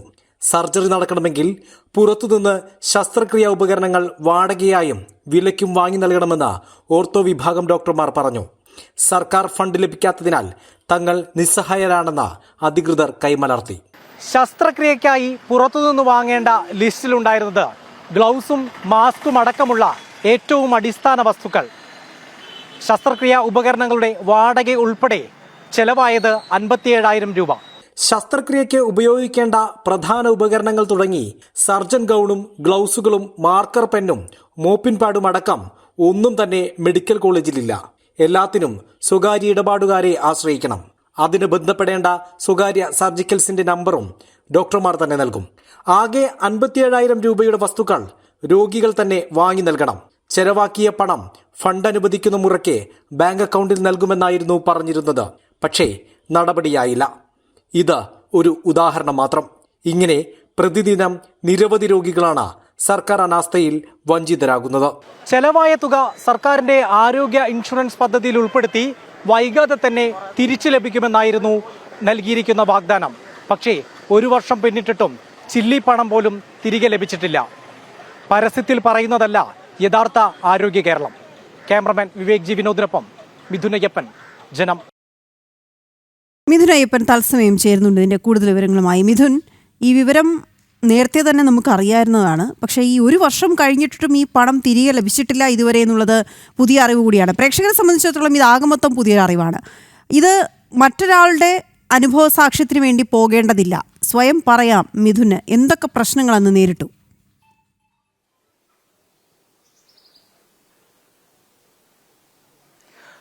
അതെ, ഈ വാർത്താ വ്യക്തിയും ഈ വാർത്ത റിപ്പോർട്ട് ചെയ്യുന്ന ഞാനും ഒരാളാണ് എന്നുള്ളതാണ് ഒരു സവിശേഷത. കാരണം എൻ്റെ കാലിൻ്റെ ലിഗമെന്റിന്റെ ശസ്ത്രക്രിയയ്ക്ക് വിധേയമായത് കഴിഞ്ഞ വർഷം 2024 മാർച്ച് മാസത്തിലായിരുന്നു. മാർച്ച് 12-ാം തീയതിയായിരുന്നു ഈ ശസ്ത്രക്രിയ. ഈ ശസ്ത്രക്രിയയ്ക്ക് വേണ്ടി 7-ാം തീയതി അഡ്മിറ്റ് ആവുകയായിരുന്നു. ആ അഡ്മിറ്റ് ആവുന്ന സമയം തന്നെ ഡോക്ടർ പരിശോധന, ഒരു സ്കാനിംഗ് റിപ്പോർട്ടുകളെല്ലാം തന്നെ പരിഗണിച്ചുകൊണ്ട് ശസ്ത്രക്രിയ വേണമെന്ന് നിർദ്ദേശിക്കുകയും ശസ്ത്രക്രിയ കോട്ടയം മെഡിക്കൽ കോളേജിൽ നടത്തണമെങ്കിൽ യാതൊരു വിധത്തിലുള്ള വിവിധ ഇൻഷുറൻസ് പദ്ധതികളുണ്ടല്ലോ, സർക്കാരിൻ്റെ തന്നെ ഹെൽത്ത് കാർഡ്, അതുപോലെ തന്നെ കാരുണ്യ, അതുപോലെ തന്നെ ആയുഷ്മാൻ ഭാരത്, ഇത്തരത്തിലുള്ള വിവിധ പദ്ധതികളുണ്ട് കേന്ദ്ര സംസ്ഥാന സർക്കാരുകളുടെ. ഇവയുടെ ഒന്നും യാതൊരു പ്രവർത്തനം ഇപ്പോൾ കോട്ടയം മെഡിക്കൽ കോളേജിൽ നടക്കുന്നില്ല. സർജറി അത്യാവശ്യമായി നടത്തണമെങ്കിൽ പുറമേ നിന്ന് സാധനങ്ങൾ വാങ്ങി നൽകണം എന്നുള്ളതായിരുന്നു ഡോക്ടർമാർ ആ ഘട്ടത്തിൽ തന്നെ, ആദ്യഘട്ട പരിശോധനാ സമയത്ത് തന്നെ മുന്നറിയിപ്പ് നൽകിയത്. അന്ന് തന്നെ പറഞ്ഞിരുന്നു ഏതാണ്ട് 60,000-ഓളം രൂപ ഇത്തരം സാധനങ്ങൾക്ക് വേണ്ടി മാത്രമായി വേണ്ടി വരുമെന്നായിരുന്നു ഡോക്ടർമാർ പറഞ്ഞിരുന്നത്. അതനുസരിച്ച് പക്ഷേ ഈ കോട്ടയം മെഡിക്കൽ കോളേജിൽ ഓർത്തോ വിഭാഗം മേധാവി അടക്കമുള്ള ഡോക്ടർമാർ ഈ മേഖലയിലെ നല്ല ഡോക്ടർമാരാണ്, പേര് കേട്ട ഡോക്ടർമാരാണ്, നല്ല സർവീസുള്ള ഡോക്ടർമാരാണ് എന്നുള്ളത് കൊണ്ട് കൂടിയാണ് നമ്മൾ കോട്ടയം മെഡിക്കൽ കോളേജിനെ ആശ്രയിച്ചതും. പക്ഷേ ഇത്തരത്തിലുള്ള സർക്കാർ പ്രഖ്യാപിച്ചിരുന്ന യാതൊരു വിധത്തിലുള്ള ഇളവുകളോ അല്ലെങ്കിൽ യാതൊരു വിധത്തിലുള്ള സംവിധാനങ്ങളോ അവിടെ ഇല്ലായിരുന്നു എന്നുള്ളതാണ് പിന്നീട് ഞാൻ അറിഞ്ഞ ഞെട്ടിക്കുന്ന സംഭവങ്ങൾ. അവർ നിർദ്ദേശിച്ച പ്രകാരം ഈ സർജറിയുടെ ഏതാണ്ട് 2 ദിവസം മുമ്പ് അവർ നമുക്കൊരു ലിസ്റ്റ് തരികയാണ് എന്തെല്ലാമാണ് വേണ്ടത് എന്ന്. അപ്പോൾ പുറമേ നിന്ന് വാങ്ങേണ്ട സാധനങ്ങൾ എന്ന് നമ്മൾ കരുതുമ്പോൾ പ്രധാനമായും ചില മരുന്നുകളായിരിക്കാം, അല്ലെങ്കിൽ അത്തരത്തിലുള്ള ഗൗരവപ്പെട്ട സംഭവങ്ങളായിരിക്കാം പുറമേ നിന്ന് വാങ്ങേണ്ടത് എന്നായിരുന്നു ധാരണ. പക്ഷേ അവർ നൽകിയിരിക്കുന്ന ഡോക്ടർമാർ സർജറിക്ക് 2 ദിവസം മുമ്പ് നൽകുന്ന ലിസ്റ്റ് പരിശോധിക്കുമ്പോഴാണ് നമുക്ക് ഏറ്റവും ഞെട്ടിക്കുന്ന ഒരു സംഭവം ഉണ്ടാകുന്നത്. അതായത് സർജൻ ഗൗണും മോപ്പും അതുപോലെ തന്നെ ഗ്ലൗസുകളും സർജറിക്ക് ഉപയോഗിക്കുന്ന മാർക്കർ പെന്നും അടക്കം പ്രധാന നമ്മുടെ സർജറിക്ക് എല്ലുകൾ തുളയ്ക്കുന്ന ഡ്രില്ലിംഗ് അടക്കമുള്ള മെഷീനുകൾ, അത്തരത്തിലുള്ള പ്രധാനപ്പെട്ട മെഷീനുകളെല്ലാം തന്നെ പുറമേ നിന്ന് വാങ്ങേണ്ട ഒരു സ്ഥിതിയാണ് ഉണ്ടായത്. അതിനായിരുന്നു ഈ 57,000 രൂപ എനിക്ക് ചെലവായത്. അതിൽ ഈ പ്രധാനപ്പെട്ട ഉപകരണങ്ങളടക്കം ഏറ്റവും അടിസ്ഥാന തലത്തിലുള്ള ഈ ഗൗണുകളും അതുപോലെ തന്നെ മാസ്കുകളും ഗ്ലൗസുകളും എല്ലാം തന്നെ ഇത്തരത്തിൽ സ്വകാര്യ സർജിക്കൽസിൽ നിന്ന് നമ്മൾ വാങ്ങേണ്ട അവസ്ഥയാണ് ഉണ്ടായത്. ഇത് പലതും വാടകയ്ക്കായിരുന്നു. ആ വാടകയ്ക്ക് നൽകുന്ന സർജിക്കൽസുമായി ഞാൻ സംസാരിക്കുകയുണ്ടായി. അവർ പറഞ്ഞത് ഞങ്ങളിത് എല്ലാവർക്കും ചെയ്യുന്നതാണ്, അതുകൊണ്ട് തന്നെ ഈ സാധാരണ സാധനങ്ങളെല്ലാം തന്നെ ഈ രോഗികളുടെ കൂടെയുള്ള കൂട്ടിരിപ്പുകാർക്ക് കൈമാറുകയും ഈ പ്രധാനപ്പെട്ട വാടകയ്ക്ക് നൽകുന്ന എക്യുപ്മെൻറ്റുകൾ അത് നമ്മൾ കയ്യിൽ വെച്ചാൽ കൈമോശം വരുമെന്നുള്ള സാധാരണ കാരണം അവർ നേരിട്ട് തന്നെ ആശുപത്രിയിലെ സർജറി വിഭാഗവുമായി ബന്ധപ്പെട്ട് അവർ എത്തിക്കുകയും അവർ അണുവിമുക്തമാക്കി അത് എത്തിക്കുകയും തിരിച്ച് സർജറി കഴിഞ്ഞാൽ അവർ തന്നെ അത് എടുത്തുകൊണ്ട് പോകുന്ന ഒരു സ്ഥിതിയാണ്. അതാണ് ഇവിടെ പതിവ്. അത് തന്നെയാണ് നിങ്ങളുടെ കാര്യത്തിലും സംഭവിക്കാൻ പോകുന്നത് എന്നുള്ളതായിരുന്നു ഈ സ്വകാര്യ സർജിക്കൽസ് നമ്മളോട് പറഞ്ഞത്. ഇത് പ്രകാരം തന്നെ നമ്മൾ അടിയന്തര ഘട്ടമായതിനാൽ തന്നെ പണം നൽകി സർജറി നൽകുകയാണ് ചെയ്തത്. ആ ഘട്ടത്തിൽ അവിടുത്തെ ഈ ഇത്തരത്തിൽ ഇൻഷുറൻസുമായി ബന്ധപ്പെട്ട കാര്യങ്ങൾ പ്രവർത്തിക്കുന്ന ഒരു വിഭാഗമുണ്ട്. ആ വിഭാഗവുമായി സംസാരിക്കുമ്പോൾ നമ്മുടെ അഡ്മിറ്റ് കാർഡിലടക്കം ഈ ഇൻഷുറൻസ് പദ്ധതിക്ക് താങ്കൾ അർഹനാണ് എന്ന് പറഞ്ഞുകൊണ്ടുള്ള ഒരു സീൽ വെക്കുകയും അതിനുവേണ്ടിയുള്ള നടപടികൾ ആരംഭിച്ചിട്ടുണ്ട് എന്ന് അതിൽ രേഖപ്പെടുത്തുകയും ചെയ്തു. ഈ ഫണ്ട് ലഭിക്കുന്ന മുറയ്ക്ക് ഇത് പണം തിരികെ ലഭിക്കുമെന്നായിരുന്നു പറഞ്ഞിരുന്നത്. ഇത്തരത്തിൽ ഈ ആരോഗ്യ ഇൻഷുറൻസ് പദ്ധതികളെല്ലാം തന്നെ അവിടെ പ്രവർത്തിക്കാത്തതിന്റെ കാരണം എന്താണ് എന്നും ആ ഘട്ടത്തിൽ ഞാൻ അവരോട് ചോദിച്ചിരുന്നു. അവർ പറഞ്ഞിരുന്ന മറുപടി എന്ന് പറയുന്നത് സർക്കാർ ഏതെങ്കിലും സർജറി ഉണ്ടെങ്കിൽ ആശുപത്രി അധികൃതർ ഇത്തരത്തിൽ തങ്ങൾക്ക് ആവശ്യമുള്ള മരുന്നുകളും അതുപോലെ തന്നെ ഹോസ്പിറ്റലിൽ ഇല്ലാത്ത വസ്തുക്കളും എല്ലാം തന്നെ സ്വകാര്യ ഏജൻസികളെ എത്തിക്കാൻ ആവശ്യപ്പെടും. അവിടെ സ്വകാര്യ ഏജൻസികൾ ഇക്കാര്യങ്ങൾ ആശുപത്രിയിലേക്ക് എത്തിച്ചു കഴിഞ്ഞാൽ ഇതിന്റെ ബില്ല് സർക്കാർ നൽകുന്ന ഫണ്ടിൽ നിന്നെടുത്ത് ആശുപത്രികൾ തന്നെ നൽകും. ഇതാണ് അവിടെ നടക്കുന്ന രീതി. പക്ഷേ വർഷങ്ങളായി ഇതിന്റെ കോടിക്കണക്കിന് രൂപ ഇത്തരത്തിൽ ഇവർക്ക് കടം പറയേണ്ടി വന്നിരിക്കുകയാണ് ആശുപത്രി അധികൃതർ ഈ സ്വകാര്യ ഏജൻസികളോട്. കാരണം അവർ സാധനങ്ങൾ സപ്ലൈ ചെയ്യുന്നുണ്ടെങ്കിലും അതിനാവശ്യമായിട്ടുള്ള ഫണ്ട് ആശുപത്രിക്കാർക്ക് നൽകാൻ സാധിക്കുന്നില്ല. കാരണം സർക്കാർ ഫണ്ട് അനുവദിക്കുന്നില്ല എന്നുള്ളത് കൊണ്ടാണ്. അങ്ങനെയെങ്കിൽ ഇവർ നൽകാൻ ബാധ്യസ്ഥരല്ല എന്നുള്ളതാണ് സർജിക്കൽസ് പറയുന്നത്. സർജിക്കൽസിന് നിലവിൽ തന്നെ കോടികളുടെ കടം ആശുപത്രി അധികൃതർക്കുണ്ട്. അതുകൊണ്ട് തന്നെ നൽകാൻ കഴിയില്ല എന്ന് സർജിക്കൽസ് നിലപാടെടുത്തതോടെ ഈ സർക്കാർ കൊട്ടിഘോഷിച്ച് ഉദ്ഘാടനം ചെയ്തിരിക്കുന്ന അല്ലെങ്കിൽ പരസ്യപ്പെടുത്തിയിരിക്കുന്ന ഈ ആരോഗ്യ ഇൻഷുറൻസ് പദ്ധതികൾ പ്രവർത്തിക്കാതെ വരുന്നു എന്നുള്ളതാണ് ഏറ്റവും പ്രധാനപ്പെട്ട കാര്യം. അതുകൊണ്ട് തന്നെയാണ് ഇത്തരത്തിൽ ഈ സൗജന്യമായിട്ടുള്ള സർജറിയും അല്ലെങ്കിൽ അതിൻ്റെ ഇളവുകളും ഒന്നും തന്നെ സാധാരണക്കാരായിട്ടുള്ള രോഗികൾക്ക് ലഭിക്കാതെ വരുന്നു എന്നുള്ളതാണ്. അത്തരത്തിൽ ഈ ഫണ്ട് അനുവദിക്കുന്ന മുറയ്ക്ക് നമ്മൾ പുറത്തുനിന്ന് വാങ്ങിയിരിക്കുന്ന ഈ സർജറി വസ്തുക്കളുടെ തുക നമ്മുടെ ബാങ്ക് അക്കൗണ്ടിലേക്ക് തിരികെ നിക്ഷേപിക്കുമെന്നായിരുന്നു ആശുപത്രി അധികൃതർ ആ ഘട്ടത്തിൽ പറഞ്ഞിരുന്ന മറുപടി. പക്ഷേ ഇത് കഴിഞ്ഞ 2024 മാർച്ച് 12-ാം തീയതിയായിരുന്നു സർജറി കഴിഞ്ഞത്. ഏതാണ്ട് ആ ഘട്ടത്തോടു കൂടി അതിൽ നിന്ന് 3-4 ദിവസങ്ങൾക്ക് ശേഷം നമ്മൾ ഡിസ്ചാർജ് ആവുകയും ചെയ്തു. ആ ഘട്ടത്തിൽ ഇതിനുവേണ്ടിയുള്ള അപേക്ഷയെല്ലാം നൽകുകയും ചെയ്തതാണ്. പക്ഷേ ഇപ്പോൾ 1 വർഷവും കഴിഞ്ഞു. 1 വർഷവും ചില മാസങ്ങളും കൂടി പിന്നിട്ടിട്ടും ഇതുമായി ബന്ധപ്പെട്ട യാതൊരു അറിയിപ്പും ആരോഗ്യ വകുപ്പിന്റെയോ ആശുപത്രി അധികൃതരുടെയോ ഭാഗത്തുനിന്ന് ഉണ്ടായിട്ടില്ല എന്നുള്ളത് മാത്രമല്ല ഒരു ചില്ലിക്കാശ് പോലും തിരികെ നൽകുന്ന നടപടിയിലേക്ക് എത്തിയിട്ടില്ല എന്നുള്ളതാണ്. ഇതിപ്പോൾ ഞാൻ എന്ന് പറയുന്നത് ഇതിൽ ഒരു ഉദാഹരണം മാത്രമാണ്. തീർത്തും സാധാരണക്കാരായിട്ടുള്ള വളരെ പണം എടുക്കാൻ കഴിയാത്ത പാവപ്പെട്ട എത്രയോ ആളുകളാണ് ഈ കോട്ടയം മെഡിക്കൽ കോളേജിനെ ആശ്രയിക്കുന്നത് എന്നുള്ളത് നമുക്ക് അറിയാം. കാരണം കോട്ടയം മെഡിക്കൽ കോളേജ് ആലപ്പുഴ, കോട്ടയം, ഇടുക്കി അടക്കമുള്ള ജില്ലകൾ ആശ്രയിക്കുന്ന പ്രധാനപ്പെട്ട മെഡിക്കൽ കോളേജാണ്. അതിൽ ഏറ്റവും പാവപ്പെട്ട സാധാരണക്കാരായവർ വലിയ ശസ്ത്രക്രിയയ്ക്കും അതുപോലെ തന്നെ വലിയ രോഗങ്ങൾക്കുമെല്ലാം ഈ കോട്ടയം മെഡിക്കൽ കോളേജുകളെ ആശ്രയിക്കുന്നത് മറ്റ് മെഡിക്കൽ കോളേജുകളിലും മറ്റു ആശുപത്രികളിലും താങ്ങാനാവാത്ത ഭീമമായ തുക കൊണ്ടുകൂടിയാണ് ഈ മെഡിക്കൽ കോളേജിനെ ആശ്രയിക്കുന്നത്. പക്ഷേ ഈ മെഡിക്കൽ കോളേജിന്റെ അവസ്ഥ ഇത് തന്നെയാണ് എന്നുള്ളതാണ് നമുക്കറിയാം. കഴിഞ്ഞ മുൻ മുഖ്യമന്ത്രി ഉമ്മൻചാണ്ടി അടക്കം അവിടെ വിദഗ്ധ ചികിത്സയ്ക്ക് വേണ്ടി സമീപിച്ചിരുന്ന ഒരു ആശുപത്രിയാണ് കോട്ടയം മെഡിക്കൽ കോളേജ്. അവിടുത്തെ സാധാരണക്കാർ നേരിടുന്ന ഒരു അനുഭവമാണ് അല്ലെങ്കിൽ സാധാരണക്കാർക്കുണ്ടാവുന്ന ഒരു ബുദ്ധിമുട്ടാണ് ഞാൻ എൻ്റെ സ്വന്തം അനുഭവത്തിലൂടെ ഇപ്പോൾ ഈ വാർത്തയിലൂടെ പറയാൻ ഉദ്ദേശിച്ചിരിക്കുന്നത്. ശരി മിഥുൻ, ഏതായാലും ഈ മിഥുൻ ചൂണ്ടിക്കാണിച്ചതുപോലെ ആശുപത്രി അധികൃതർ എന്ത് ചെയ്യുമെന്ന് ചോദിച്ചാൽ ഇപ്പോൾ ഡോക്ടർ ഹാരിസ് ചൂണ്ടിക്കാണിച്ച പ്രശ്നം ഇത് തന്നെയാണ്. പലപ്പോഴായി ഈ വിവരങ്ങൾ റിപ്പോർട്ട് ചെയ്യപ്പെടുന്നുണ്ട്. പക്ഷേ അത് അവിടെ നിന്ന് മേലധികാരികളിലേക്ക് പലപ്പോഴും എത്തുന്നില്ല. ഇത്ര ഘട്ടങ്ങൾ കഴിഞ്ഞ് വേണം ഇത് മേലധികാരികളിലേക്ക് എത്താനും ഇത് തുക അനുവദിച്ചു കൊണ്ടുവരാനും ഒക്കെ. ഇതിപ്പോൾ ഈ സർജിക്കൽ ഉപകരണങ്ങളൊക്കെ വാങ്ങുന്ന കമ്പനികൾക്ക് ധാരാളം കുടിശ്ശിക കൊടുക്കാനുണ്ട് സർക്കാർ. പിന്നെ എങ്ങനെയാണ് അവർ വീണ്ടും സപ്ലൈ ചെയ്യുക? എല്ലാവരും ജീവിക്കാൻ വേണ്ടി പണിയെടുക്കുന്നവരാണ്. അപ്പോൾ അവരും ഒരു സ്ഥാപനം തുടങ്ങി വെച്ചിരിക്കുന്നു. സർക്കാർ ആകട്ടെ സ്ഥിരമായി ചെയ്യുന്നത് അവിടെ നിന്ന് സാധനങ്ങൾ വാങ്ങുന്നു, പക്ഷെ ഒന്നിനും പൈസ കൊടുക്കാതിരിക്കുന്നു. കുടിശ്ശികകൾ ഇങ്ങനെ കോടികളാകുന്ന സാഹചര്യത്തിലാണ് അവർ ഈ സപ്ലൈ നിർത്തുന്നത്. ആ ഘട്ടത്തിൽ ഇവിടെ എത്തിപ്പോകുന്ന രോഗികളുടെ മുന്നിൽ ഈ ശസ്ത്രക്രിയകൾ ചെയ്യേണ്ട ആൾക്കാർക്കും കൈമലർത്തി കാണിക്കാനേ കഴിയുന്നുള്ളൂ. അത്യാസന്ന നിലയിലെത്തുന്ന രോഗികൾ പലരും ഉണ്ടാകും മെഡിക്കൽ കോളേജുകളിൽ. അപ്പോൾ ആ ഘട്ടങ്ങളിലൊക്കെ എങ്ങനെയെങ്കിലുമൊക്കെ ഈ സർജിക്കൽ ഉപകരണങ്ങളും മറ്റും വാങ്ങി എങ്ങനെയും ഈ സർജറി നടത്തി ജീവൻ രക്ഷിക്കുക എന്ന ഘട്ടത്തിലേക്ക് രോഗിയുടെ ബന്ധുക്കളുമൊക്കെ എത്തുമ്പോഴാണ് വലിയ ബാധ്യതയായി. മെഡിക്കൽ കോളേജുകൾ എന്ന് പറയുമ്പോൾ നമുക്ക് അവസാനത്തെ അത്താണിയാണ്, പാവപ്പെട്ടവർക്കുള്ള അത്താണിയാണെന്നൊക്കെ പറയുമ്പോഴും വലിയ ബാധ്യതയായി മാറുന്നത് ഇങ്ങനെയൊക്കെയാണ്.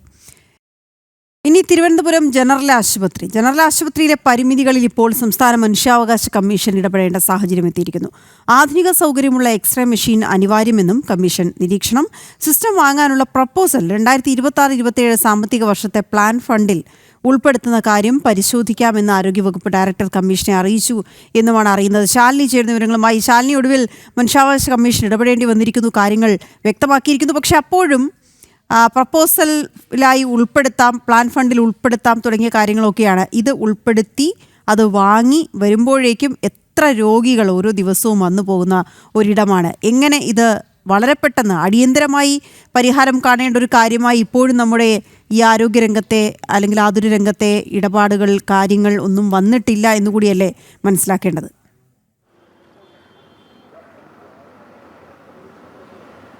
വീണ, തീർച്ചയായും അങ്ങനെ തന്നെയാണ്. കാരണം മെഡിക്കൽ കോളേജിന് പിന്നാലെ തിരുവനന്തപുരത്ത് ഏറ്റവും കൂടുതൽ രോഗികൾ എത്തുന്ന ഒരിടമാണ് തിരുവനന്തപുരത്ത് ജനറൽ ആശുപത്രി. തലസ്ഥാന വാസികൾ മാത്രമല്ല, അതിന് പുറത്തേക്ക്, ജില്ലയ്ക്ക് പുറത്തേക്ക് ഉള്ള രോഗികൾ പോലും ഇവിടെ എത്തുന്ന ഒരു സാഹചര്യമുണ്ട്. അവിടെയാണ് ഈ കൃത്യസമയത്ത് യന്ത്രങ്ങൾ പ്രവർത്തിക്കാതെ വരിക, അല്ലെങ്കിൽ അതിന് കൃത്യതയില്ലാതെ വരിക ഒരു സാഹചര്യം ഉണ്ടാകുന്നത്. നിരന്തരം അത് വാർത്തയാവുകയും ചെയ്യുന്നു. ഈ വാർത്ത കണ്ട് സ്വമേധയാണ് മനുഷ്യാവകാശ കമ്മീഷൻ ഈ വിഷയത്തിൽ കേസെടുക്കുകയും ചെയർമാൻ ഈ വിഷയത്തിൽ കൃത്യമായ നിരീക്ഷണം നടത്തുകയും കാര്യമായ ഇടപെടൽ നടത്തണമെന്ന് ആരോഗ്യവകുപ്പിനോട് നിർദ്ദേശിക്കുകയും ചെയ്തിട്ടുള്ളത്. എക്സ്റേ മെഷീൻ അവിടെ കേടായിട്ട് അല്ലെങ്കിൽ അത് പണിമുടക്കിയിട്ട് ദിവസങ്ങളായിരുന്നു.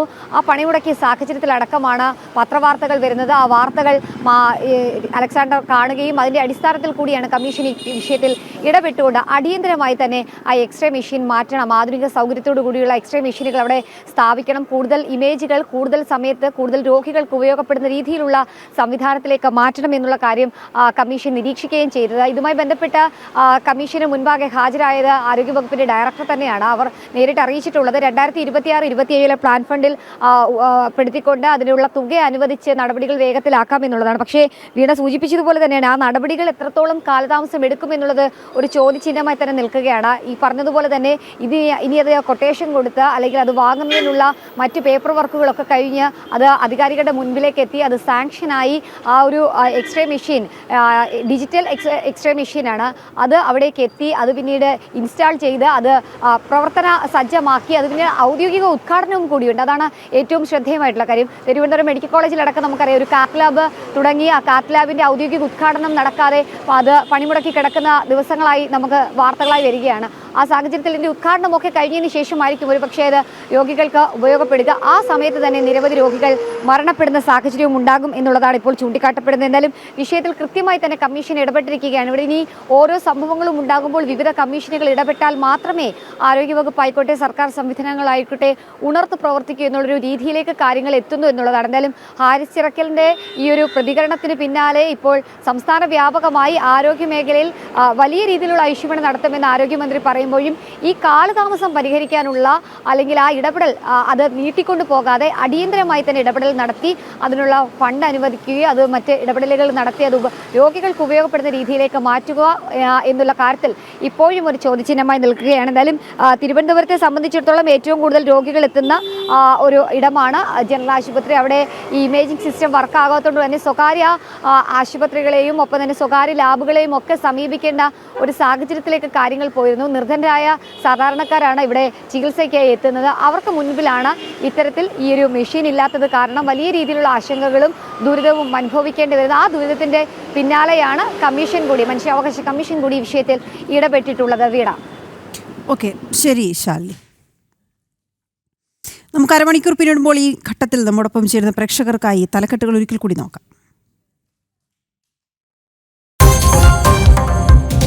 തിരുവനന്തപുരം മെഡിക്കൽ കോളേജിലെ റേഡിയോളജി വിഭാഗത്തിലും പ്രതിസന്ധി. പ്രവർത്തനം സാങ്കേതിക വിദഗ്ധരില്ലാതെ. എക്സ്റേക്കും സ്കാനിങ്ങിനുമായി ദിവസങ്ങൾ കാത്തിരിക്കേണ്ട ഗതികേടിൽ രോഗികൾ. ജനം ബ്രേക്കിംഗ്.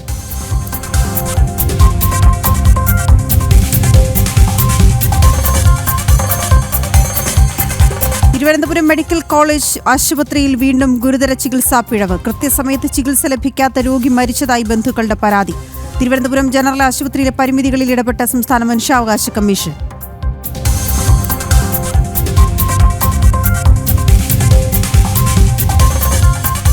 രോഗികളുടെ അവസാനാശ്രയമായ സംസ്ഥാനത്തെ മെഡിക്കൽ കോളേജുകൾ പരിമിതികളുടെ നടുവിൽ. കോട്ടയം മെഡിക്കൽ കോളേജ് പ്രവർത്തിക്കുന്നതും ആവശ്യമായ ഉപകരണങ്ങളില്ലാതെ. ആലപ്പുഴയിൽ 6 വിഭാഗങ്ങളിലായി നികത്താനുള്ളത് 27 ഡോക്ടർമാരുടെ ഒഴിവുകൾ.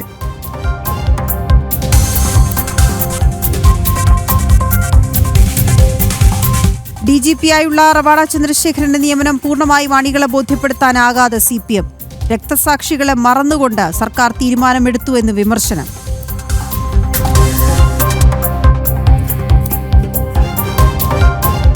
അറുപത് ദിവസത്തെ വെടിനിർത്തൽ ധാരണയ്ക്കുള്ള വ്യവസ്ഥകൾ ഇസ്രായേൽ അംഗീകരിച്ചതായി അമേരിക്കൻ പ്രസിഡന്റ്. യുദ്ധം ശാശ്വതമായി അവസാനിപ്പിക്കാനുള്ള ശ്രമങ്ങൾ വെടിനിർത്തൽ കാലയളവിൽ തുടരും. ധാരണ ഹമാസ് അംഗീകരിച്ചില്ലെങ്കിൽ വലിയ ആഘാതം സംഭവിക്കുമെന്ന് മുന്നറിയിപ്പ്.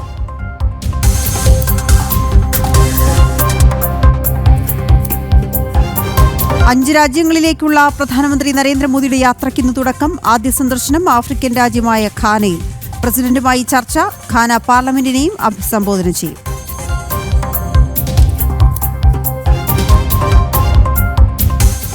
തിരുവനന്തപുരം മെഡിക്കൽ കോളേജിലെ റേഡിയോളജി വിഭാഗത്തിൽ പ്രതിസന്ധി. ആവശ്യത്തിന് സാങ്കേതിക വിദഗ്ധർ ഇല്ലാത്തതാണ് പ്രതിസന്ധി സൃഷ്ടിക്കുന്നത്. 7 റേഡിയോഗ്രാഫർമാരെ ഡെപ്യൂട്ടേഷനിൽ വിട്ടതോടെ 24 മണിക്കൂർ സേവനമുള്ള റേഡിയോളജി വിഭാഗത്തിന്റെ പ്രവർത്തനം താളം തെറ്റി. എക്സ്റേ, സ്കാനിംഗ് അടക്കമുള്ളവയ്ക്കായി ദിവസങ്ങൾ കാത്തിരിക്കേണ്ട സ്ഥിതി ഉണ്ടാകുന്നുവെന്നാണ് ആക്ഷേപം. ജനം ബ്രേക്കിംഗ്. പ്രശാന്ത് ചേരുന്നു വിവരങ്ങളുമായി. പ്രശാന്ത്, ഈ ഓരോ വിഭാഗത്തിലേക്കും കടന്നു ചെന്നാൽ ഇത്തരത്തിൽ ശ്രദ്ധയിൽപ്പെടാവുന്ന നിരവധി പ്രശ്നങ്ങളുണ്ട് എന്ന് മനസ്സിലാക്കാൻ കഴിയുന്നു. ഇതിപ്പോൾ റേഡിയോളജി വിഭാഗത്തിലെ കാര്യമാണ്. എന്താണ് നമുക്ക് മനസ്സിലാക്കാൻ കഴിഞ്ഞത്?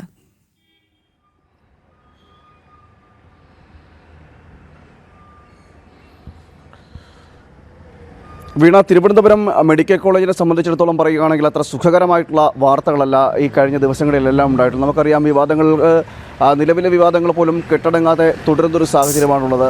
ആ സാഹചര്യത്തിലാണ് ഓരോ ഡിപ്പാർട്ട്മെൻറ്റിലെയും ഇത്തരത്തിലുള്ള വിഷയങ്ങൾ വീണ്ടും വീണ്ടും ആവർത്തിക്കുന്ന സാഹചര്യമുള്ളത്. അതായത് പ്രതിസന്ധികൾ ഓരോ ഡിപ്പാർട്ട്മെൻറ്റുകളിലും പ്രതിസന്ധികൾ ഈ മെഡിക്കൽ കോളേജിനെ കീഴടക്കുന്ന ഒരു സാഹചര്യമാണ് നിലവിലുള്ളത്. റേഡിയോളജി ഡിപ്പാർട്ട്മെൻറ്റിലാണ് നിലവിലെ പ്രതിസന്ധി എന്ന് പറയുന്നത്. ആവശ്യത്തിന് ഉദ്യോഗസ്ഥരില്ലാത്തതാണ് റേഡിയോളജി ഡിപ്പാർട്ട്മെൻറ്റിൽ ബുദ്ധിമുട്ട് സൃഷ്ടിക്കുന്നത്, പ്രതിസന്ധി സൃഷ്ടിക്കുന്നത്. അത് രോഗികൾക്കും ബുദ്ധിമുട്ട് സൃഷ്ടിക്കുന്നു എന്നതാണ് ഏറ്റവും എടുത്തു പറയേണ്ടത്.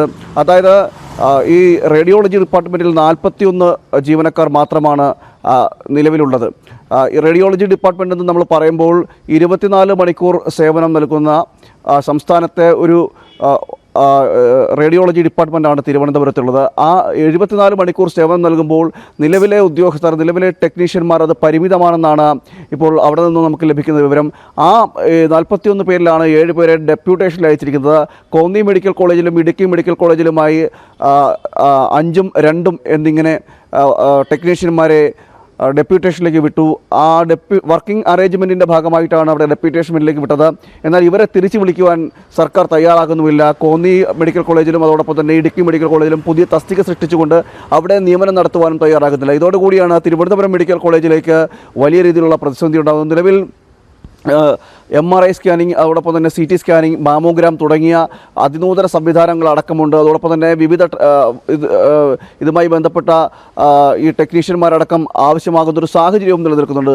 ഇങ്ങനെ നിൽക്കുമ്പോൾ ഈ ആവശ്യത്തിന് ഈ ജീവനക്കാരില്ലാത്തത് അല്ലെങ്കിൽ ടെക്നീഷ്യന്മാരില്ലാത്തത് വലിയ ബുദ്ധിമുട്ടാണ് ഉണ്ടാക്കുന്നത്. 41 ജീവനക്കാർ, അതായത് മെഡിക്കൽ കോളേജിൻ്റെ ആരംഭിച്ച കാലം തൊട്ട് തുടക്കത്തിലുണ്ടായിരുന്ന ആ ഒരു നിലയാണ് ഇപ്പോഴും ഉണ്ടാകുന്നത്. നിലവിലെ സാഹചര്യത്തിൽ 70-ന് മുകളിലേക്ക് ജീവനക്കാരുണ്ടെങ്കിൽ അല്ലെങ്കിൽ ടെക്നീഷ്യന്മാരുണ്ടെങ്കിൽ മാത്രമേ ഉള്ളൂ സുഗമമായ രീതിയിൽ മെഡിക്കൽ കോളേജിൻ്റെ പ്രവർത്തനം, അതായത് റേഡിയോളജി ഡിപ്പാർട്ട്മെൻറ്റിൻ്റെ പ്രവർത്തനം സുഗമമാക്കാൻ കഴിയുള്ളൂ. കാരണം OP ഡിപ്പാർട്ട്മെൻറ്റിലേക്കും ആയാലും ശരി, അല്ലെങ്കിൽ സൂപ്പർ സ്പെഷ്യാലിറ്റി, കാഷ്വാലിറ്റി, SAT തുടങ്ങിയ വിവിധ വിഭാഗങ്ങളായി പരന്നു കിടക്കുന്നതാണ് തിരുവനന്തപുരം മെഡിക്കൽ കോളേജ്. ഇത്തരം വിഭാഗങ്ങളിലേക്ക് നൂറുകണക്കിന് ആളുകളാണ് ദിനംപ്രതി എത്തുന്നത്, മണിക്കൂറുകളിലേക്ക് എത്തുന്നത്.